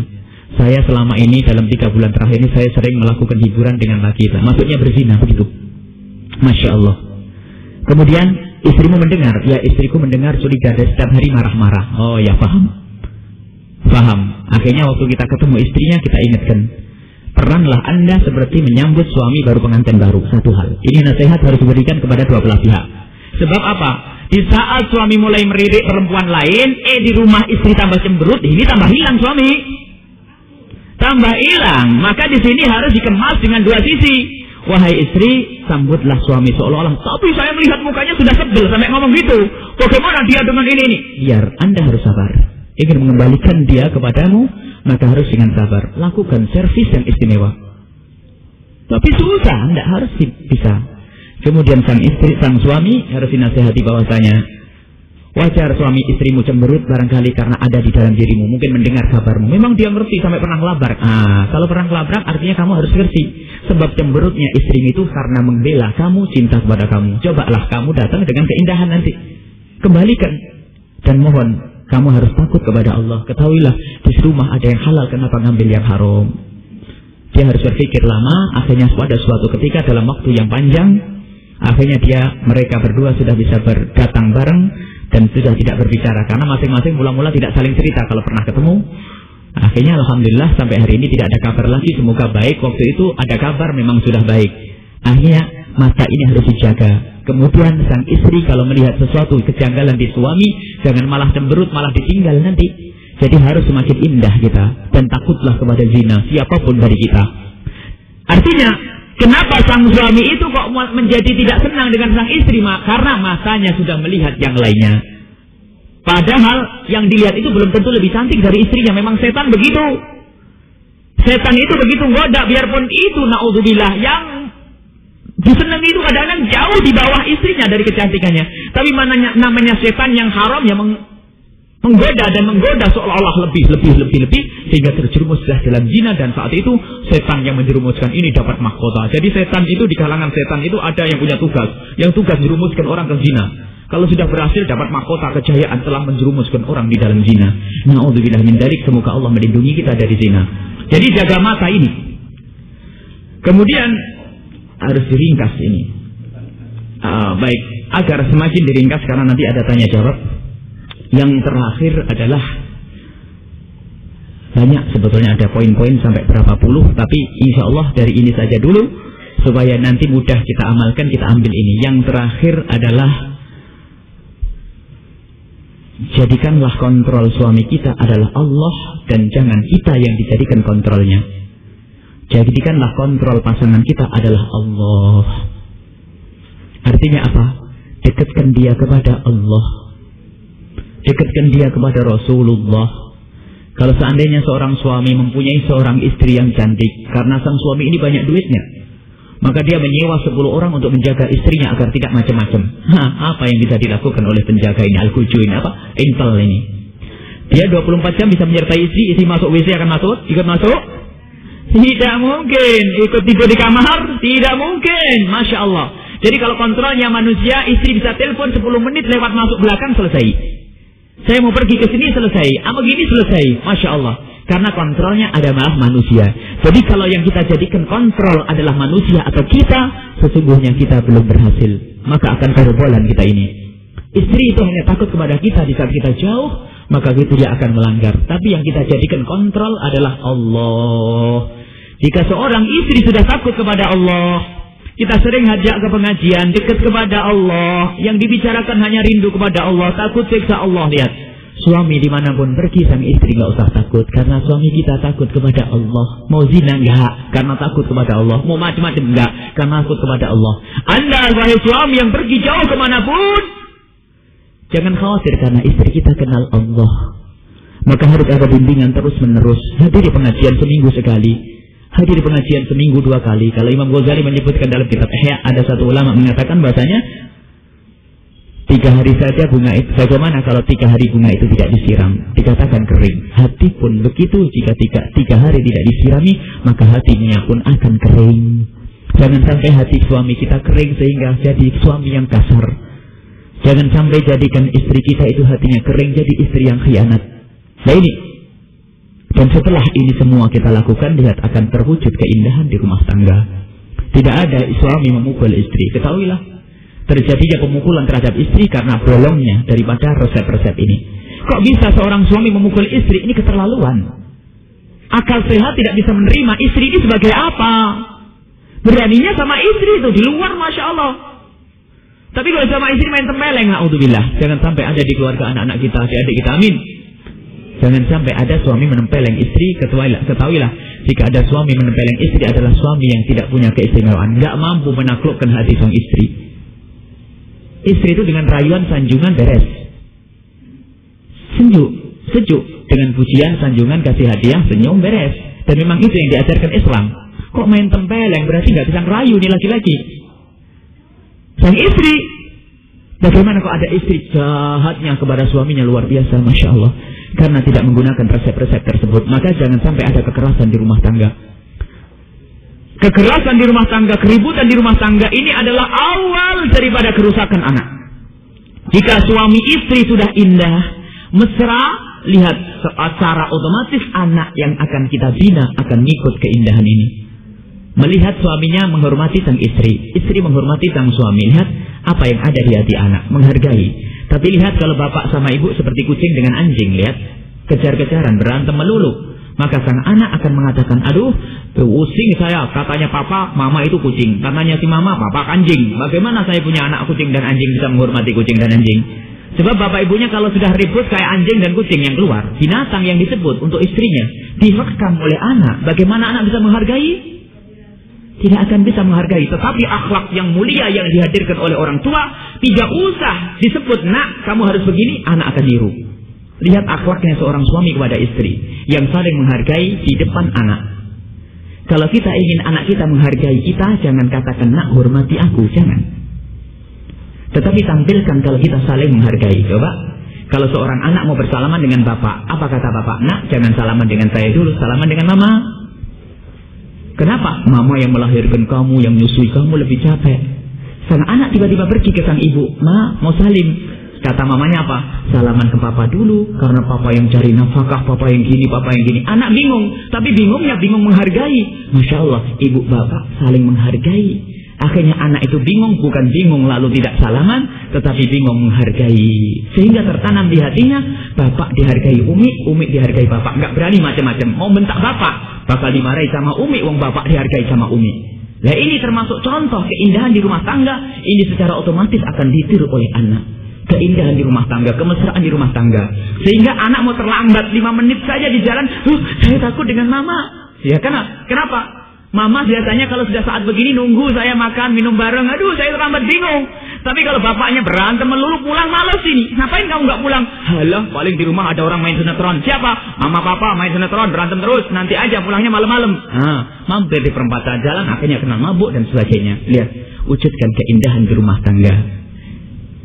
Ambillah jalan ini, dan insya Allah kita akan sampai. Resepnya sih gampang. Akan tetapi ternyata kita perlu ilmu insaf, bukan ilmu hafal. Kalau ilmu hafal ini tadi rekamannya nanti didengar 2 kali hafal. Akan tetapi insaf, jatuhkan kesombongan, jatuhkan kedengkian, rindulah kepada Allah. Maka yang terakhir lagi adalah yang terakhir yang kita sebut tadi, mendekatkan diri kepada Allah, hadirkan ke pengajian, hadirkan ilmu-ilmu Islam. Hadiah ulang tahun jangan yang menjadikan maksiat, buku-buku agama, CD atau kaset. Kemudian apa? Acara rehlah kita liburan ini kita ke rumahnya Kiai A, Kiai B untuk mendengar 1 jam 2 jam secara khusus. Alangkah indahnya kehidupan kita. Kerinduan karena Allah, kerinduan karena Allah, mesra karena Allah. Dan ketahuilah cinta abadi itu adalah cinta yang dibangun karena Allah. Kalau cinta dibangun atas materi, bersama hilangnya materi, cinta hilang. Kalau cinta dibangun atas ketampanan, maka bersama hilangnya ketampanan, cinta hilang. Tetapi kalau cinta dibangun atas dasar kerinduan kepada Allah, sampai mati di akhirat pun dia akan menemukan cinta itu, sehingga bisa bersanding di tengah-tengah mereka ada Rasulullah. Ini saja insya Allah. Mungkin akan kita lanjutkan dengan tanya jawab. Mungkin akan dibantu oleh Al-Mukarram Kiai Haji Ali Badri Ahmad Khan. Mangga.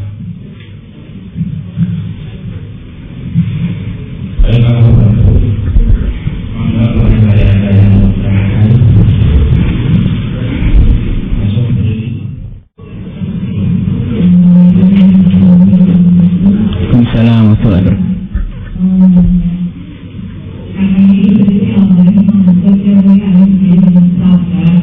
Nggak boleh?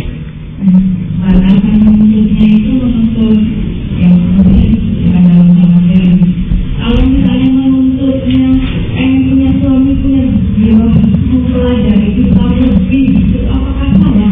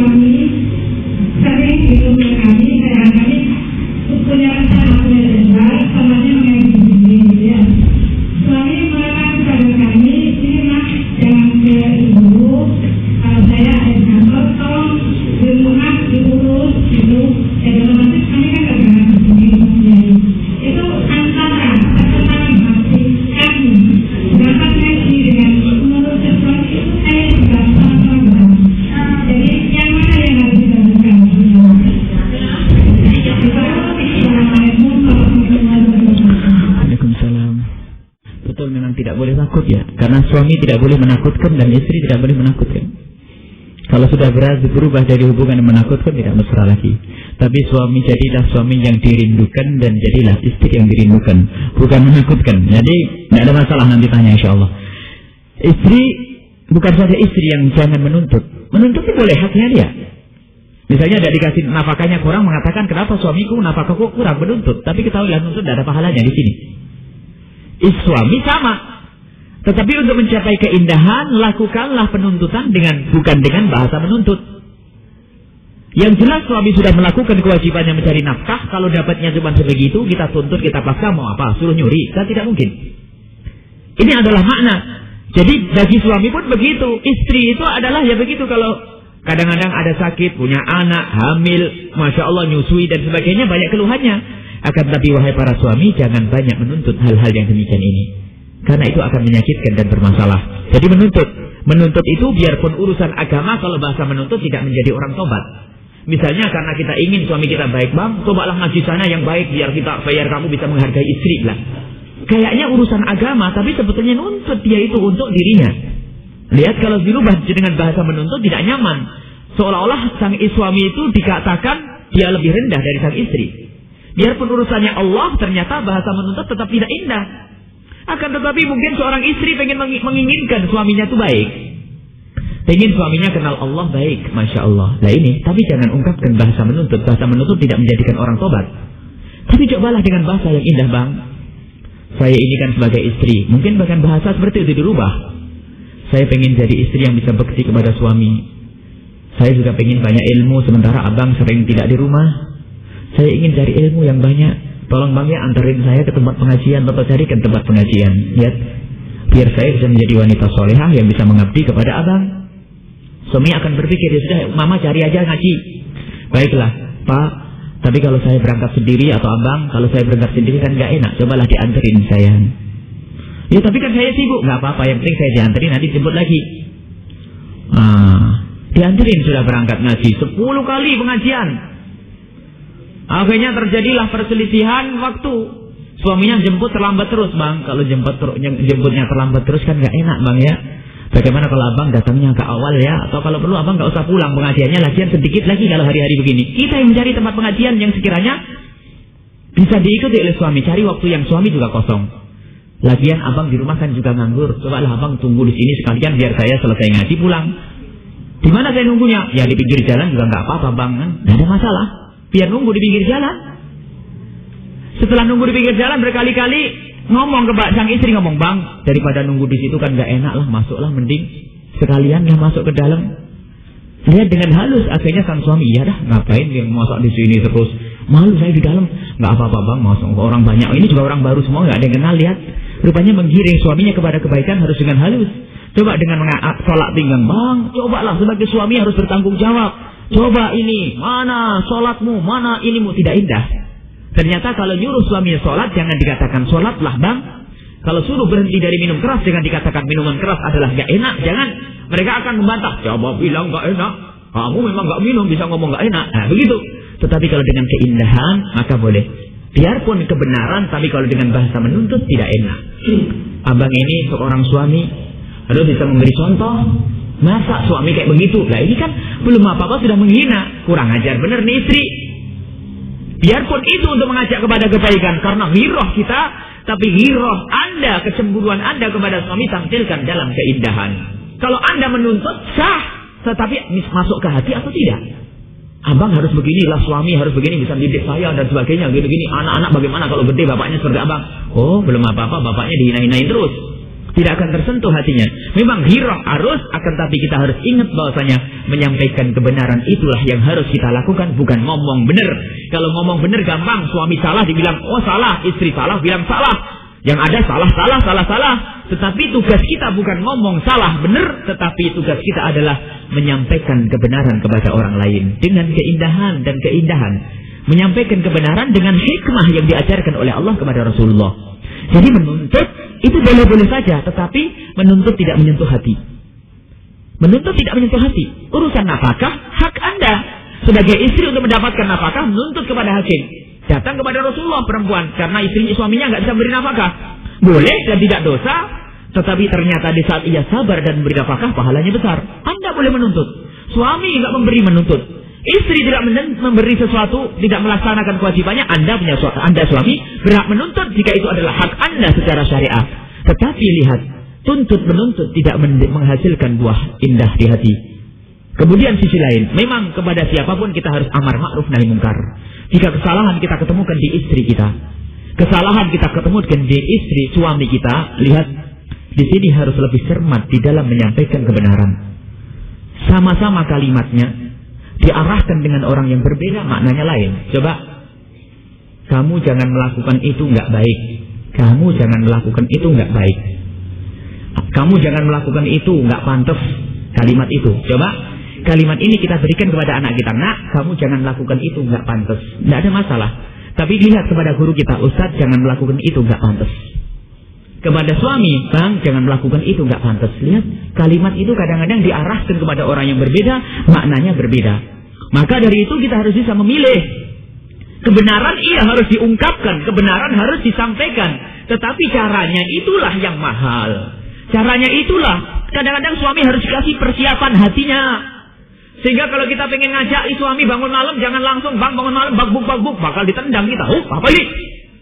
Tapi lihat, mesra dulu, sebelum tidur buatin susu, dipijitin setiap malam, seminggu, 2 minggu. Setelah suami merasakan, aduh istriku akhir-akhir ini baik bener, Masya Allah, sampai terenyuh hati sang suami, akhirnya malam-malam dibanguni. Bang, sholat bang yuk. Tadi kan saya sudah cerita sholat malam pahalanya gede bang. Karena lagi mesra dan indah, sang suami ini gak bisa nolak. Akhirnya terpaksa harus berdiri ngikuti istrinya karena lagi mesra. Coba kalau lagi berantem. Kalau lagi berantem, sang istri membanguni suami, dibilang oleh sang suami, "Hah, bangun sendiri." Tadi karena ternyata sang suami dengan istri lagi mesra, sang suami pun menuruti. Digandeng oleh sang istri ke kamar mandi. Ya sudah bang, cepat wudhu, saya tunggu di musola. Istrinya sholat sampai 8 rakaat, suaminya belum datang. Ditengok rupanya di kamar mandi tidur. Tidak ada masalah tidur di kamar mandi, pokoknya bangunnya nggak marah-marah, kan lumayan sudah. Besok digeret lagi. Tapi jangan tidur bang, ya saya tunggu loh. Iya, lagi enak, lagi mesra. Jadi kalau kita ingin menyampaikan kebenaran di saat indah, termasuk kalau ingin melarang anak kita melihat satu sinetron yang berbahaya, jangan lalu bilang, "Mak, jangan nonton ini, masuk neraka, awas hati-hati ini memperacuni." Oh, tidak indah. Ajak ke satu tempat di suatu hari makan. Kita bicara tentang kerusakan zaman, rusaknya sinetron. Banyak sekarang sinetron-sinetron yang dimasukkan oleh musuh-musuh Allah. Nak, semoga Allah melindungi kita dan cucu-cucu kita. Amin. Sinetron seperti apa, Pak? Jangan langsung sinetronnya dia. Sinetron yang lain dulu, satu, ini. Terus ada lagi sinetron apa itu? Pura-pura lupa, gak apa-apa. Nah, itu juga berbahaya ini, Masya Allah, gini-gini. Tapi dia tidak merasa tersinggung. Karena apa? Dalam irama bicara yang indah. Akhirnya waktu sang anak itu nonton sinetron itu tinggal bilang, "Lah ini loh nak, bukan langsung jangan, ini matiin. Ini loh nak yang berbahaya." "Oh ini bahaya." "Iya." Masya Allah nak, kalau bisa nanti semoga lah kita bisa ninggalkan ini. Dengan halus, anak tidak tersinggung. Kalau dibilang sinetron ini nggak baik, dia menikmati bagaimana dibilang nggak baik. Ternyata di saat menyampaikan kebenaran kita harus mempunyai cara yang indah. Itulah hikmah. Hikmah itu adalah cermat, jeli, cerdas. Hikmah itu bukan lemes-lemes saja, bukan.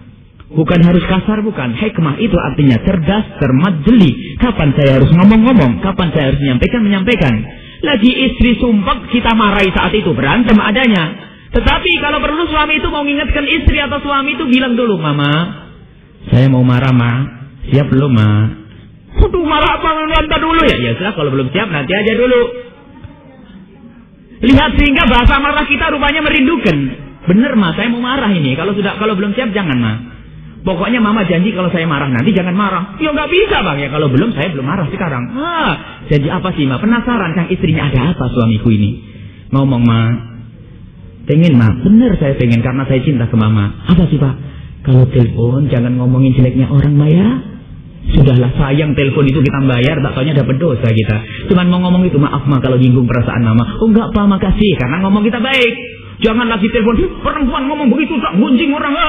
Tersinggung dia. Ranting telepon tidak mau ngomong dengan kita, sumpah suami nanti. Ya, inilah rupanya keindahan harus dihadirkan. Kemudian doa, Masya Allah, doa itu banyak. Rupanya doa yang paling didengar oleh Allah adalah doa dengan ketulusan, dengan bahasa apa saja. Doa dengan ketulusan, Dan kesadaran itu harus dihadirkan dalam bentuk selalu melatih kita membincangkan yang demikian ini. Kalau ada orang penyakit sombong, maka sering berbicara tentang kesombongan.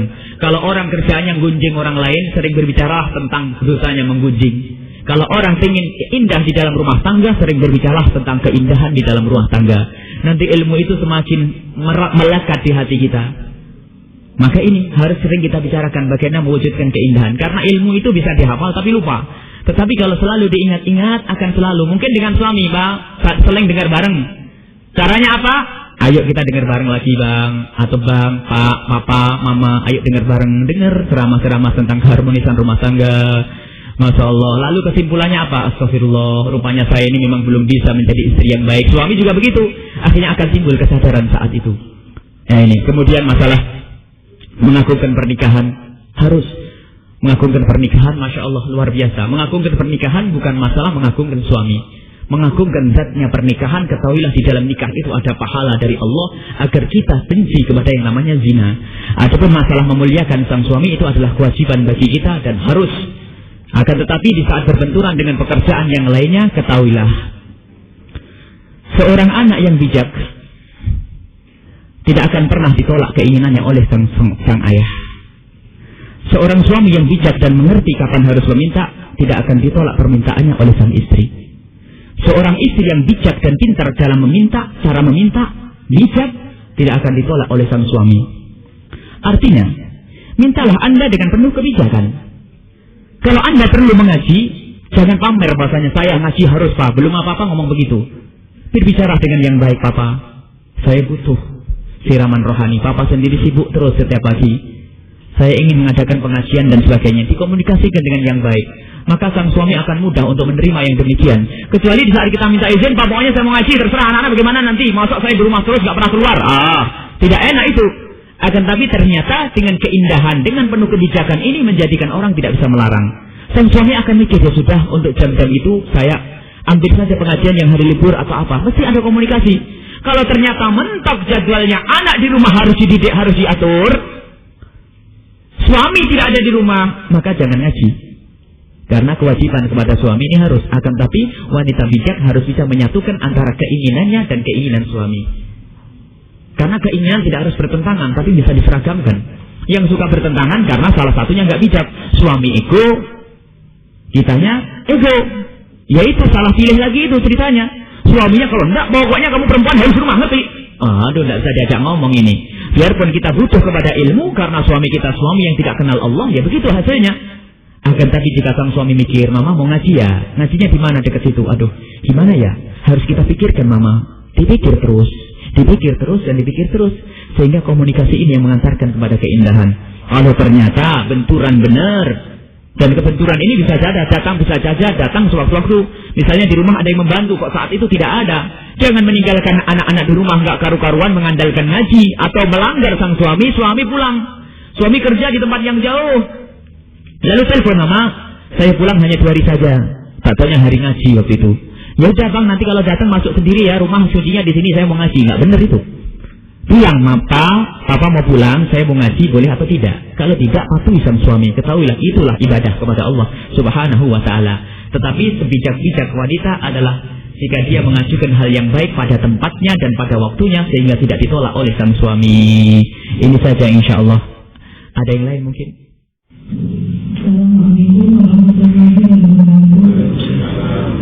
Sebelumnya saya minta maaf ya Bu ya, mengenai pertanyaannya dalam surga, tapi kalau mengenai barangkali saya dosa. Pertanyaan pertama, bagaimana sih caranya menghadapi suami yang memiliki dompetnya itu lebih besar agar terjadi keutuhan di dalam rumah tangga? Dan sedangkan kalau misalnya kita menolak juga, kita adalah menolak Allah yang baik. Nah itu, dilaknatnya itu apakah pada malam itu apa seterusnya? Tolong dijelaskan. Yang kedua, di dalam hubungan suami istri itu apakah dilarang mereka berhubungan tanpa seorang pun? Artinya katanya ini saya dengar harus ada yang menutupi salah satu anggota tubuh kita. Tetapi kalau misalnya suaminya menolak dan dia ingin bahwa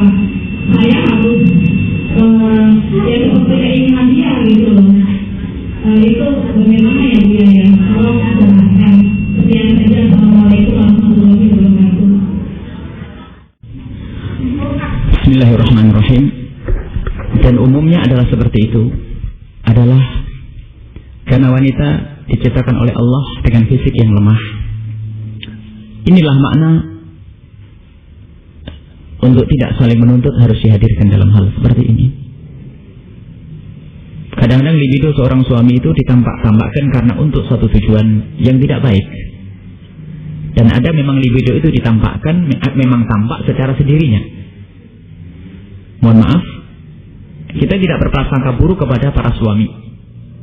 Rupanya dia itu memang kadang-kadang mencari kesempatan untuk menggauli istrinya sampai istrinya itu merasa capek. Karena ini pernah suatu cerita. Rupanya inti-intinya adalah akan berkata bahwasanya memang saya harus menikah lagi, misalnya. Padahal libido bagi seorang laki-laki memang hampir rata-rata adalah libido laki-laki adalah lebih dari libido seorang wanita. Karena wanita ada haid di situ, ada hamil, ada ini sering. Akan tapi ternyata untuk menyelesaikan masalah yang semacam ini, jika ternyata seorang laki-laki benar-benar libidonya tinggi, maka ternyata komunikasi itu penting.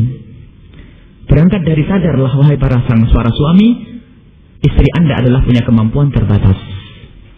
Maka di sini ada komunikasi. Lalu mungkin ada suami yang berkata, tapi kan saya harus memuaskan hal ini.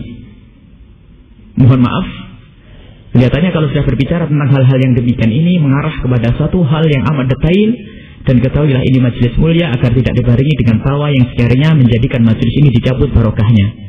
Kita anjurkan kepada ustaz dimanapun jangan berbicara di majelis dengan bicara kotor, purno, jorok. Maka ketahuilah itu yang menjadikan barokahnya majelis dicabut sehingga ilmu gak manfaat. Belajar di majelis taklim bertahun-tahun tetap gak berubah. Kita akan berbicara tentang hal yang detail. Seorang istri jangan menolak urusan suami, karena kalau sudah menolak dalam keadaan dia mampu itu terkutuk. Tapi kalau dalam keadaan dia punya uzur, sakit dan sebagainya atau haid, harus menolak secara syarak. Tapi mohon ini adalah masalah urusan orang dewasa. Jangan dibiarkan sang suami adalah dengan haus dahaganya libidonya. Anda bisa melakukan, ketahuilah mohon maaf, ini adalah hal detail. Seorang istri harus punya seni dalam memuaskan sang istri, sang suami. Dan mohon maaf, tidak harus dengan persenggamaan barangkali. Mungkin dengan sesuatu yang lainnya. Artinya seorang istri harus paham bagaimana di saat bagian yang halal itu lagi kotor, haid misalnya, atau mungkin dalam keadaan dia sakit, maka sang istri harus punya seni bagaimana memuaskan sang istri. Mohon maaf, kalau seorang suami mengeluarkan air mani dengan tangannya sendiri itu hukumnya haram. Tapi ternyata jika yang mengeluarkan adalah tangannya sang istri, ternyata tidak haram, jadi pahala. Di saat sang istri dalam keadaan darurat, dia harus punya seni menyenangkan sang suami. Mohon maaf, ini adalah bahasanya orang dewasa karena majelis mulia. Mungkin menyerahkan dengan suami, akan tapi jangan sampai masuk. Dengan cara apa saja, yang penting jangan dibiarkan suami pusing. Apalagi suami besok pergi ke tempat yang jauh. Daripada ia mengeluarkan air mani dengan tangannya sendiri dan itu haram, apalagi naudzubillah zina. Insya Allah, suami para hadirin hadirat tidak ada yang sampai ke batas itu. Paling banter adalah terjerumus dalam nafsu yang berlebihan, bagaimana memuaskannya. Anda para suami, istri harus berperan. Mungkin dengan tangan Anda, mohon maaf ini majelis mulia. Mungkin dengan mohon maaf dengan anggota tubuh Anda. Mohon maaf ya, ini majelis kita akan sebut. Mungkin semua orang tahu paha atau apa dan sebagainya. Mohon maaf ini majelis mulia. Jangan dibawa ke hal-hal yang tidak baik. Intinya adalah Anda para istri harus punya seni di dalam menyenangkan sang suami dengan berbagai cara. Sebab kalau urusan libido setelah keluar sperma akan reda. Dengan cara bagaimanapun keluarnya, baik yang halal atau yang haram, sama. Daripada ia dengan yang haram, mohon maaf, zina, naudzubillah. Ini bukan pembahasan kita. Mungkin dengan tangannya sendiri, lebih baik Anda, istri, berperan. Anda punya seni. Anda harus punya seni. Yang penting di saat sang suami ada keinginan, di saat itu Anda bisa menghibur. Tapi jangan langsung disambut. Karena apa? Keseringan suami di dalam melakukan hal yang demikian itu kadang-kadang mengurangi kerinduan senggama dengan sang istri. Mungkin harus ada jaraknya. Sehingga suami itu kadang-kadang hanya libido saja, mau memuaskan akan tapi di saat bisa ditahan sampai esok hari, maka sesungguhnya di esok hari akan lebih indah daripada jika dilakukan di hari kemarin. Maka sang istri punya seni. Seni dalam arti mungkin menolak yang halus untuk kenikmatan di esok hari. Tetapi jangan cuek saja, sudah suami pusing seminggu tidak ketemu, sampai di rumah cuek, katanya saya lagi haid, jangan deket-deket. Tidak ada seni. Dia kangen, rindu. Suami itu mungkin berpelukan dengan sang istri sudah senang. Dan mungkin bisa puas dengan cara itu. Atau mungkin Anda, wahai para istri, berperanlah Anda. Yang penting jangan sampai masuk itu. Memang ulama berbeda pendapat. Katanya tidak boleh menggauli istri kecuali harus pakai sarung. Itu adalah pendapat. Pendapat yang lain boleh istri tidak pakai baju sekalipun. Akan tapi asalkan jangan masuk jika itu di waktu haid. Lihat. Istri lagi sakit, apa sakitnya? Sekiranya sakit masih bisa meladeni biarpun tidak melalui alat itu. Maka ternyata itu adalah. Yang penting jangan melalui jalur belakang. Itu haram, mutlak. Ini intinya dan sederhana sebetulnya. Libido sang suami bisa diselesaikan dengan kebijakan Anda dan kecerdasan Anda. Kemudian bergaul antara suami istri adalah tidak mengenakan baju, itu hanya meninggalkan akhlak yang mulia.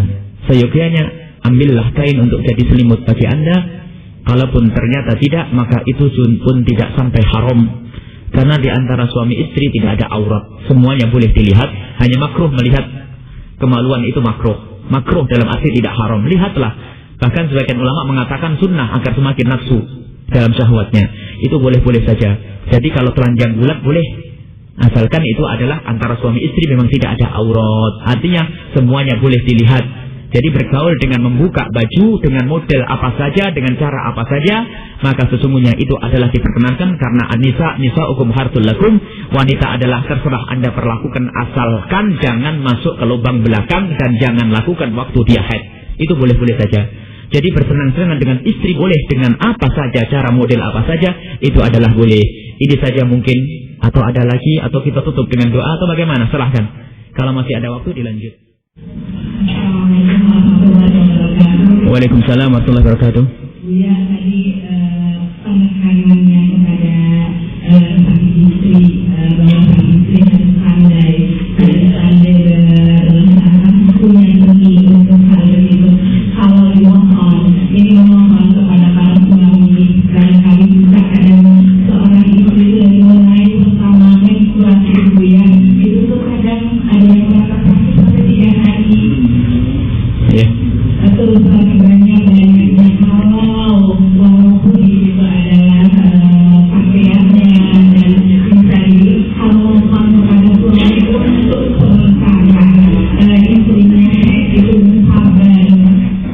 Jadi misalnya tidak tekanan kepada kita untuk kita harus bersih di dalamnya.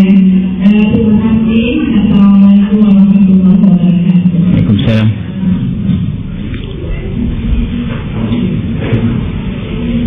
Ada lagi? Cukup, memang betul. Jadi kalimat yang harus kita arahkan tidak kepada istri saja yang dituntut harus pandai berseni di dalam hal ini. Akan tapi sisi lain adalah seorang suami harus paham, sadar, tidak banyak menuntut dan redamlah. Akan tapi ada suatu saat, mohon maaf, lain lelaki dengan perempuan. Laki-laki dengan perempuan lain. Perempuan itu sibuk dengan anak sudah lupa libidonya. Tapi suami lain. Seorang wanita, lazimnya wanita yang dia masih normal adalah di saat dia semakin sibuk, semakin apa lupa. Kecuali wanita final, jalang. Selalu memupuk hawa nafsunya sehingga maunya zina-zina. Jadi kalau wanita itu dengan kesibukan, kadang-kadang ada wanita itu sepanjang hidupnya setelah suaminya meninggal tidak pernah ada keinginan seks. Tapi laki-laki lain, memang diciptakan oleh Allah seperti itu. Laki-laki ada batas tertentu harus libido itu timbul. Pada batas tertentu harus dan harus diselesaikan, kan begitu? Kecuali dengan kesabaran, dan kesabaran pun sangat berat, bisa dengan puasa dan sebagainya. Dan memang kita anjurkan kepada para suami, memang di saat menemukan istri dalam keadaan haid, maka sibukkan Anda sekiranya lupa dengan diri Anda. Memang sesaat muncul, sibukkan lagi sampai nanti bersih dengan haid Anda seperti pengantin baru lagi. Nah ini, akan tetapi ini tadi kita anjurkan kepada para istri di saat seperti itu. Sudah suaminya pulang kerja, pas datang ke rumah, istrinya lagi haid. Belum selesai haid, sudah balik lagi kerja. Ngapain nanti? Masya Allah. Maka di situ harus ada seni. Termasuk, mohon maaf, seorang suami harus mengerti makna seni. Jangan dituntut, mohon maaf, seorang wanita pun ada libido sesaat seorang wanita menginginkan. Dan kebanyakan para wanita itu lebih banyak punya rasa malu. Tapi suami itu yang paham, cerdas, jangan mengandalkan capek kerja seharian lalu nggak peduli. Nggak peduli kan? Nah, jangan. Lihat sang istri jika ada tanda-tanda dia menginginkan yang semacam itu, ada saja. Kalau seorang suami paham akan sadar. Tiba-tiba kok suami istri tiba-tiba nempel gak biasanya, tiba ini, itu harus paham. Berarti ada mau ini, maka pahamlah sang suami. Kalau ternyata Anda suami kebetulan diri Anda adalah golongan orang yang libidonya lemah, maka Anda harus pandai berseni. Dengan cara apa saja sesungguhnya Anda mengeluarkan, memuaskan istri tidak harus dengan itu, dengan alat. Mungkin karena Anda adalah orang yang tidak mampu, maka yang penting Anda pintar seni seperti hanya wanita harus pintar seni dalam hal ini. Mungkin dipeluk, dicumbu seorang istri kadang-kadang bisa sampai pada batas klimaks di saat itu. Tetapi jangan dibiarkan cuek lalu tidur gara-gara kerja sehari. Anda tidak ingin membahagiakan istri yang menunggu berjam-jam, hanya setengah jam saja, 1 jam untuk menyenangkan istri bercumbu di kamar. Maka semua sebetulnya tuntutan berseni ini adalah di dua belah pihak. Artinya pahamilah kemauan sang suami, pahamilah kemauan sang istri, itu adalah kunci kebahagiaan. Akan tapi kalau sudah cuek semuanya, saya sudah kerja sehari mau gini capek, mau tidur, ngorok, suaminya ngenes ya. Pagi ditinggal pagi-pagi jam 7 berangkat, pulang jam 9 malam langsung tidur. Ini apa artinya saya ini ya? Kerjaannya masak sama anak, pusing. Maka dari itu, ayo pandai-pandai berseni. Sang suami pandai berseni, sang istri pandai seni. Wallahu a'lam bishawab. Ada laknat di situ karena Allah melaknat karena sang suami suami tidak terpenuhi keinginannya. Sampai dia memenuhi sang suami. Sampai mohon maaf dan sang suami rela. Sampai sang suami rela. Jadi yang dilaknat adalah sang suami. Yang suami di saat sang suami tidak rela. Kalau sang suami rela, ya sudah karena mama sibuk, ya tidak ada masalah. Menolak yang dimaksud di sini sampai suami marah-marah. Karena memang kelewatan ini. Fungsi istri sudah tidak ada. Tidak pernah menyambut, tidak pernah ini, sudah dandanannya nggak karu-karuan. Kalau giliran arisan baju yang paling bagus, giliran di rumah daster yang robek, dan ini musibah. Sang suami pusing, sudah begitu minta sang suami tidak kasih, adanya hawa marah aja. Maka di saat itulah maka sesungguhnya laknat diturunkan oleh Allah. Tetapi kalau mohon maaf papa, ayah, bah, mohon maaf saya lagi gak enak badan, bagaimana? Apakah saya harus meladeni? Saya akan ladeni. Tapi saya biasanya demam sakit lama, bagaimana? Abang tega. Lihat, masa suami dikatakan seperti itu. Istrinya mohon maaf semacam itu masih memaksa. Tapi yang gak benar cuek. Suami meminta, menginginkan cuek saja, terserah, maka suami ngedumel. Maka selama dia menginap hari itu adalah dia dikutuk oleh Allah Subhanahu wa taala, dikutuk oleh malaikat. Sampai sang suami rela. Kalau sudah suami rela, ya selesai kita minta maaf.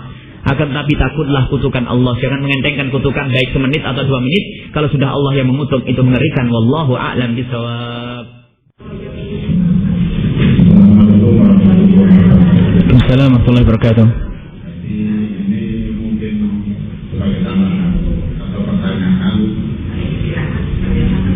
Kita sebenarnya dalam kehidupan yang kita umum maupun agama.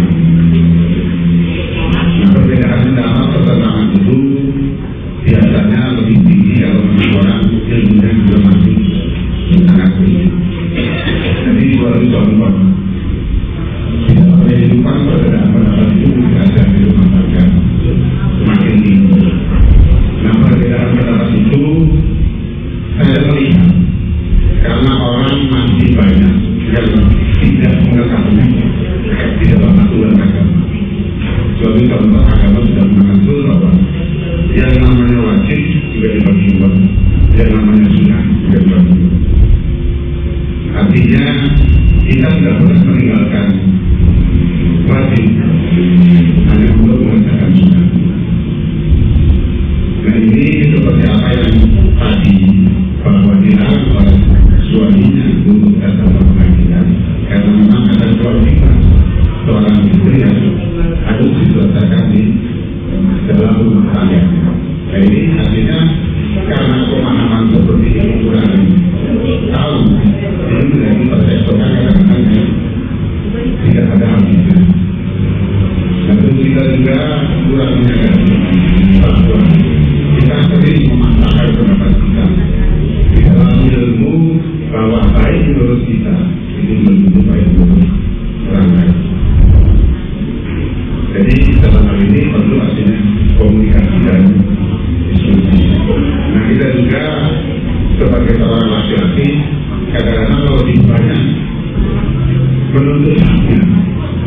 daripada melaksanakan kewajibannya.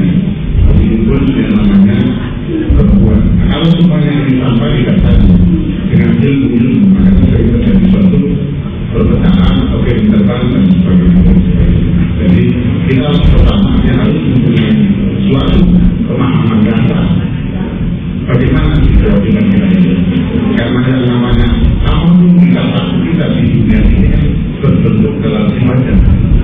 Ibadah selalu ada aturannya. Sekarang yang sangat prihatin saya, ini menimpa kita yang baik. Contohnya ibadah haji, rukunnya hanya sekali. Nah sekarang kita melihat sudah banyak sekali orang melaksanakan sunnah haji dan menghalangi yang wajib. Sebagai contoh, yang sudah pergi haji berkali-kali dalam terus, yang ingin berhaji sudah semuanya bilang tapi masih waiting. Nah ini adalah satu contoh kemungkinan semakin membesar. Artinya orang-orang kadang-kadang tanpa memilih melaksanakan sunnah pada ada wajib ditinggalkan atau menghalangi orang yang sedang melaksanakan wajib. Jadi mohon artinya pengertian ini semakin diperbanyak. Apa yang sebelumnya sebagai kita sebagai satu. Terima kasih. Assalamualaikum warahmatullahi wabarakatuh. Bismillahirrahmanirrahim. Benar apa yang disampaikan beliau, ilmu itu penting. Tahu. Tetapi lebih penting dari itu adalah keinsyafan, bukan ilmu itu sendiri. Rumah tangga, ada rumah tangga orang ustadz ternyata kerjaannya setiap hari marah dengan istrinya bahkan nempeleng. Apakah kurang ilmu di ustadz ini? Tapi di kampung sana orang hidup di sawah, kerjaannya ke sawah, dua orang tua tidak mengerti kecuali kewajiban sholat dan menghargai suami istri, akan tapi ternyata dia indah dan tidak punya masalah. Ternyata ilmu tidak jaminan, dan Abu Jahal adalah orang yang paling ngerti tentang ilmu. Dan berapa banyak orang mengerti ilmu tapi melanggar. Dan pelanggaran ini terjadi bukan di orang bodoh, orang pintar pun ternyata banyak melanggar. Jadi ternyata ilmu saja tidak cukup. Tahu. Akan tapi nanti dikemas, karena dia semakin pintar tuh kadang-kadang malah mengemas hukum. Dan termasuk orang memaksakan pendapat ini adalah karena tidak ada insaf, bahwasanya pendapat yang penting baik, maslahah, bukan harus pendapat saya. Maka biarpun orang pintar kayak apa, tidak ada insaf, maka itu artinya dihalangi oleh kesombongan. Sama kiai kalau tidak ada insaf tidak bisa baik. Kiai punya ilmu banyak, tak taunya apa? Namanya manusia bisa salah, melakukan satu kesalahan diingatkan oleh orang lain. Apa katanya? Kamu ini apa? Baru nyantri aja sudah bisa mengingatkan saya. Saya itu jadi kiai sudah lama. Ternyata karena tidak ada insaf, maka tidak bisa baik. Jadi benar apa yang panjenengan sampaikan oleh beliau, ilmu itu penting. Akan tapi lebih dari itu ternyata insaf akan pentingnya ilmu itu adalah lebih. Berapa banyak orang tahu? Siapa yang nggak ngerti zina? Di saat orang berzina tahu itu zina haram. Yang korup bukan tidak tahu, dia adalah kiai yang jadi DPR, kiai jadi pejabat kok dulu, kan begitu. Bukan tidak tahu haram, tapi kenapa masih dilakukan? Ternyata ilmu tidak cukup di situ. Maka keinsafan ini kalau sudah ada di hati orang yang bodoh jadi pintar. Dia tidak mengerti bodoh, hidupnya adalah hanya di hidup dunia. Karena dia mulai kecil dididik bisnis, tapi insaf, Masya Allah.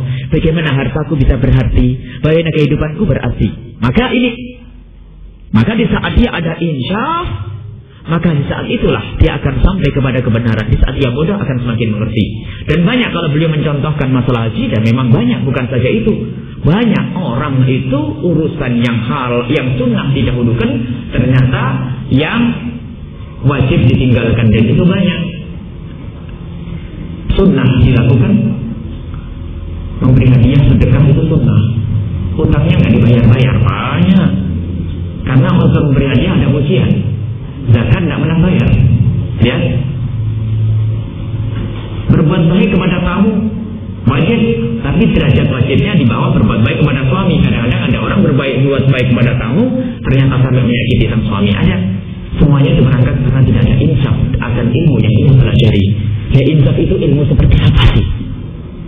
Ilmu sadar, koreksi diri. Ilmu tafakkur itu insaf. Ilmu banyaknya kayak apa kalau nggak pernah ditafakuri? Nggak pernah. Orang sujud banyak ribuan kali sujud, nggak pernah ditafakuri makna sujud ini apa, nggak insaf dengan kesujudannya, maka dia hanya pamer bahwasanya alhamdulillah selama 10 tahun saya bisa melakukan puasa ini itu secara zahir. Tapi kalau orang paham makna insaf, di saat dia mengamalkan satu amal, dia rindu kepada Allah. Untuk apa saya sujud ini? Harta ini untuk apa? Maka yang lebih kita utamakan adalah ilmu insaf. Ketahuilah siapapun yang insaf, biarpun dia orang bodoh jadi pinter, biarpun orang pinter kayak apa, kalau ilmu insaf itu nggak ada, tidak akan bisa baik, yang ada sombong. Sama seorang kiai pinter datang ke rumahnya Dokter Dudi, dibilangi sama Dokter Dudi, Kiai jangan minum air ini berbahaya, bisa langsung jantungnya berhenti nanti. Dasar kiai nggak insaf, bilang, alah mana lebih pinter saya kan kiai kok dinasihati, diminum habis. Karena tidak insaf di dalam hatinya. Sama, di saat kita bukan orang yang mengerti pakar ekonomi, tanya urusan zakat agama, datang ke kiai, nggak percaya. Kiai ngatur repot, bikin nggak maju ekonomi, masuk neraka nanti itu. Jadi rupanya kita itu insaf. Siapa Anda, letakkan diri Anda pada sisi Anda. Urusan bangunan saya harus percaya kepada yang lainnya, insinyur. Jangan mentang-mentang kiai bangun pondok semaunya, desainnya aturannya lain, sehingga kata insinyur sebentar lagi bakal roboh karena bebannya nggak sesuai. Kata kiai, saya sudah jadi kiai lama, nggak usah ngatur, roboh bener itu bangunan. Ternyata keinsafan ini penting, keinsafan ini perlu dihadirkan. Siapa kita? Di saat orang menganggap dirinya bersih hati, tidak bersih karena tidak ada insaf. Di saat orang merasa tawaduk, tidak tawaduk. Di saat orang berinfak merasa ikhlas, saya benar lillahi ta'ala, nggak ikhlas saat itu. Di saat orang merasa baik, ternyata terpuruk dalam kehinaan. Maka yang harus kita hadirkan, kita harus selalu koreksi. Bahasanya saya bisa salah, saya bisa kurang, saya bisa kepleset. Maka di saat orang seperti itu selamat nggak kepleset. Orang terpleset kan lalai, merasa dia aman, jalannya cepat kecebur. Tapi kalau tahu di situ jalan berbahaya, hati-hati, selamat. Maka inilah yang harus kita hadirkan. Itu adalah ilmu insaf. Wallahu a'lam bishawab. Waalaikumsalam. Iya, menyambung pertanyaan dari Kak Maida, menggabungkan semua evaluasi untuk bersedekah barangkali kalau misalnya kita belum mampu untuk membayar hutang, menggabungkan sedekah barangkali kita menggabungkan bulan dan kewajiban yang ada. Tapi kenapa untuk ibadah haji, untuk ibadah umroh, kalau ada panggilan kembali melihat Rasulullah dengan Ka'bah, juga selalu kembali apa hal yang itu termasuk pendahuluan sunnah daripada wajib. Kalau ada wajib apa lagi kalau terdesak untuk sudah merindukan Rasulullah untuk hadir di dalamnya. Barangkali ada wajib yang harus terpenuhi lagi karena di dalamnya kandungan sunnah. Terima kasih. Assalamualaikum warahmatullahi wabarakatuh. Waalaikumsalam warahmatullahi wabarakatuh. Yang kita bahas adalah kewajiban yang dibebankan kepada satu orang, maka jangan sampai kita mendahulukan kewajiban dengan sunnah bagi seseorang. Artinya, kita punya kewajiban yang ada sunnah untuk satu orang, diri saya sendiri. Lalu saya mendahulukan yang sunnah, ini saya tanda saya tidak ikhlas dalam beramal. Ada orang sudah melakukan haji, ternyata di rumah ada kewajiban memberi nafkah, haji lagi, itu yang nggak benar. Tetapi kalau orang ini mengulang haji, karena bagi dia sunnah, wajib untuk orang lain, ya terserah orang lain. Nah ini, orang lain melakukan wajib buat orang lain, tapi bukan untuk dirinya sendiri, maka diperkenankan dia melakukan sunnah dan sebebas-bebasnya. Karena dia tidak punya kewajiban untuk menggugurkan kewajiban orang lain. Dalam fikih seperti itu. Dia tidak punya kewajiban menggugurkan kewajiban orang lain. Dia boleh melakukan haji berulang-ulang. Akan tapi nanti pembicaraannya adalah prioritas beramal. Kira-kira daripada saya haji lagi lebih bagus mana? Lebih bagus 27 juta ini saya mengangkat anak ke luar negeri beasiswa, berangkat 3 jadi ulama. Ini jangka panjang saya ini, Masya Allah. Lihat 27 juta mati nggak ada habis-habisnya. Ini masalah prioritas. Ini bukan masalah yang kita singgung tadi, itu tidak menghalangi. Berbeda kewajibannya untuk satu orang. Di rumah nafkah harus, satunya ditinggal haji. Ya ini adalah mendahulukan sunnah haji yang kedua di rumah kelaparan. Nah ini yang tidak benar. Anaknya mau nikah nggak boleh-boleh, bapaknya nikah lagi, begitu. Ya nggak benar ini. Padahal ibunya masih berfungsi. Ini atau itu haji di rumah anaknya pengen nikah takut zina, minta kepada pak saya pengen nikah, nggak mau bantu anaknya, tak taunya malah naik haji. Ya ini nggak benar. Akan tapi jika ada orang kewajibannya sudah dilakukan untuk dia sendiri dan yang lainnya terpenuhi, lalu punya lebih mau haji, ya boleh haji. Biarpun orang lain tidak bisa melaksanakan haji, ini kan kita tidak diwajibkan menggugurkan kewajiban orang lain. Bukan berarti kita harus membela, membayar dan sebagainya, kita naik haji. Hanya masalah prioritas. Mungkin kita memberi kesempatan yang lain ada mendapatkan kewajiban, menggugurkan kewajiban. Sisi lain, duit yang 27 juta ini mana? Lebih manfaat mana? Tapi hawa nafsu tetap mengatakan haji, sebab haji 2 kali itu nanti orang pada tahu hajimu 2 kali. Nah, ini bermasalah. Jadi keikhlasan di sini dituntut. Kalau saya ngasih ke orang lah fakir miskin kan habis nanti, belum tentu orangnya baik dengan saya. Lah ini kan sudah ada ikhlas. Padahal kalau orang cerdas, duit 30 juta. Memberangkatkan ke luar negeri ke universitas mana, berangkatnya cuma 15 juta. Bisa 2 orang ini. Saya pilih orang-orang baik, 2 orang saya berangkatkan di sana. Masya Allah keluar jadi orang alim, mati kita dapat kiriman baik. Nah ini masalah prioritas beramal. Atau misalnya saya tidak usah haji, kenapa? Masya Allah tetanggaku itu operasi nggak bisa bayar mau mati, berikan kepada dia, itu lebih besar pahalanya daripada kita harus haji. Tetangga, tapi tidak usah mencari-cari ke tempat-tempat yang jauh, biarpun boleh. Cukuplah tetangga karena ada hukukul jiron. Tapi ternyata kalau sudah tetangga beres, urusannya beres, ya silahkan haji untuk menuai kerinduan Anda kepada Rasulullah. Itu boleh-boleh saja. Itu adalah masalah prioritas dan tidak dilarang. Kalau ternyata Anda meninggalkan tetangga lalu Anda pergi, boleh-boleh dan itu sah. Barangkali kerinduan Anda kepada Makkah dalam sekali, dari sana nanti berdoa semoga tetangganya sembuh. Sampai di sana selesai. Jadi ini adalah masalah prioritas saja di dalam beramal. Wallahu a'lam bishawab. Bismillahirrahmanirrahim. Alhamdulillahi rabbil alamin. Allahumma salli ala Sayyidina Muhammad wa ala ali Sayyidina Muhammad. Ya Allah, Ya Allah, Ya Allah, kami yang hadir di sini adalah hamba-hambamu yang lemah. Kami kurang bisa menjaga hati kami, Ya Allah, sehingga untuk menciptakan keindahan dalam rumah tangga kami pun kami tidak mampu.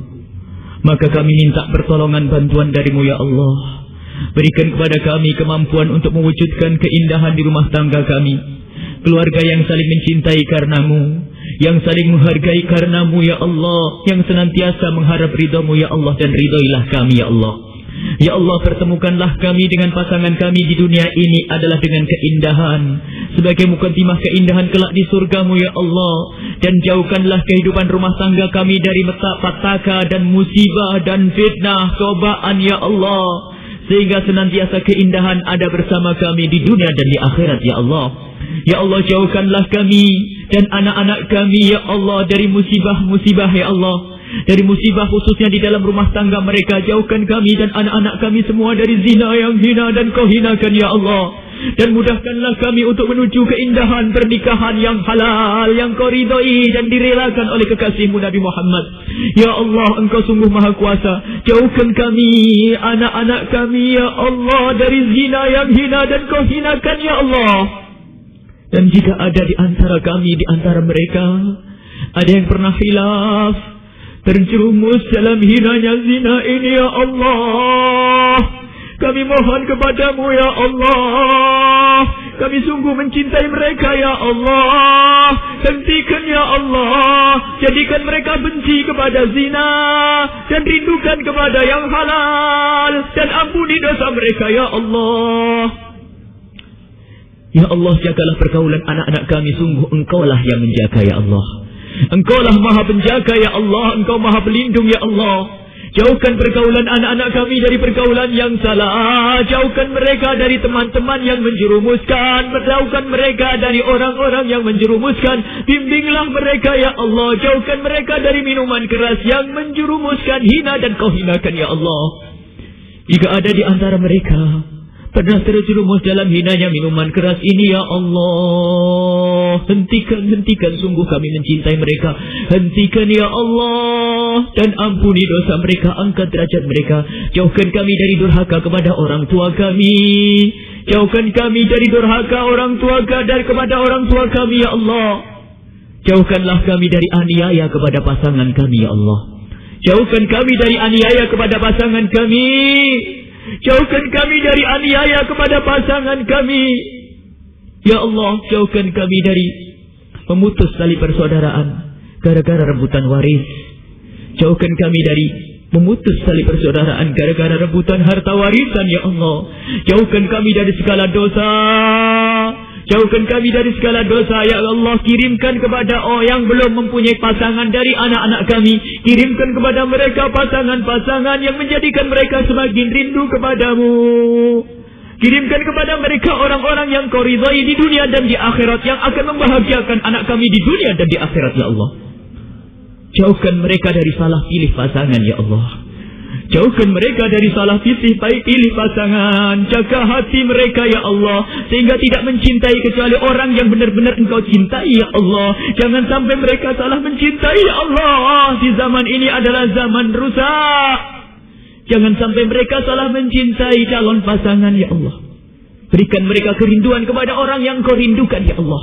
Sungguh engkau maha kuasa. Ya Allah, ampuni dosa kami. Mata kami, ya Allah, pernah melihat yang haram. Mulut kami, ya Allah, pernah mengucapkan yang haram. Telinga kami, ya Allah, pernah mendengar yang haram. Tangan kami, ya Allah, pernah mengambil yang haram. Kaki kami, ya Allah, pernah melangkah kepada yang haram. Anggota tubuh kami, ya Allah, pernah kami gunakan untuk yang haram. Haram pernah kami lakukan, dan itu dosa. Dan dosa menjadikan siksa, dan kami takut siksamu. Paling rendahnya siksa di nerakamu adalah, ya Allah, jika ada orang meletakkan kakinya di lantai nerakamu yang paling ringan, maka ubun-ubunnya akan mendidih, ya Allah. Dan kami takut itu, ya Allah. Maka ampuni dosa kami semuanya, ya Allah. Jangan kau sisakan sedikit pun. Engkau maha kuasa, ya Allah. Ya Allah, hati kami sering keras, ya Allah. Kami mendengar kebenaran banyak, ya Allah, tapi hati kami kurang mendengar, ya Allah. Kami mendengar petuah baik banyak sekali, ya Allah, tetapi hati kami kurang sering insaf, ya Allah. Ya Allah, kami mengerti banyak kebaikan, akan tapi kami malas melakukannya. Kami mengerti banyak haram, akan tapi kami mudah melakukannya, ya Allah. Karena hati kami kotor, hati kami gersang, ya Allah. Maka suburkan hati kami dengan kecintaan kepadamu, dengan kerinduan kepadamu dan kepada kekasihmu Nabi Muhammad, ya Allah. Ya Allah, panjangkan umur kami, ya Allah. Panjangkan umur kami dalam ketaatan serta sehat walafiat. Panjangkan umur kami dalam ketaatan serta sehat walafiat. Jika engkau hendak mencabut nyawa kami, ya Allah, cabutlah nyawa kami di saat kami rindu kepadamu. Jika engkau hendak mencabut nyawa kami, ya Allah, cabutlah nyawa kami di saat kau ridha pada kami. Jika engkau hendak mencabut nyawa kami, ya Allah, cabutlah nyawa kami di saat kami sujud khusyuk di dalam salatmu, ya Allah. Jika engkau hendak mencabut nyawa kami, ya Allah, cabutlah nyawa kami di saat kami mengabdi kepadamu. Jangan cabut nyawa kami, ya Allah, di saat kami durhaka kepadamu. Jangan cabut nyawa kami di saat kami bermaksiat kepadamu. Jangan cabut nyawa kami di saat kau murka pada kami. Ya Allah, ya Allah, berikan kepada kami istiqomah, ya Allah, dalam kebaikan. Jadikanlah majlis yang kami saksikan saat ini adalah majlis yang akan kami saksikan kelak di surgamu bersama kekasihmu Nabi Muhammad. Istiqomah mulai detik ini, ya Allah, hingga di surga nanti bersama kekasihmu Nabi Muhammad. Dan berikan kepada kami husnul khatimah, husnul khatimah, husnul khatimah, pungkasan yang baik, ya Allah. Mati dalam keadaan iman, ya Allah. Rabbana atina fid dunya hasanah wa fil akhirati hasanah wa qina adzabannar. Wa sallallahu ala sayyidina Muhammadin wa ala alihi wa sahbihi wa sallam. Walhamdulillahi rabbil alamin. Al-Fatihah.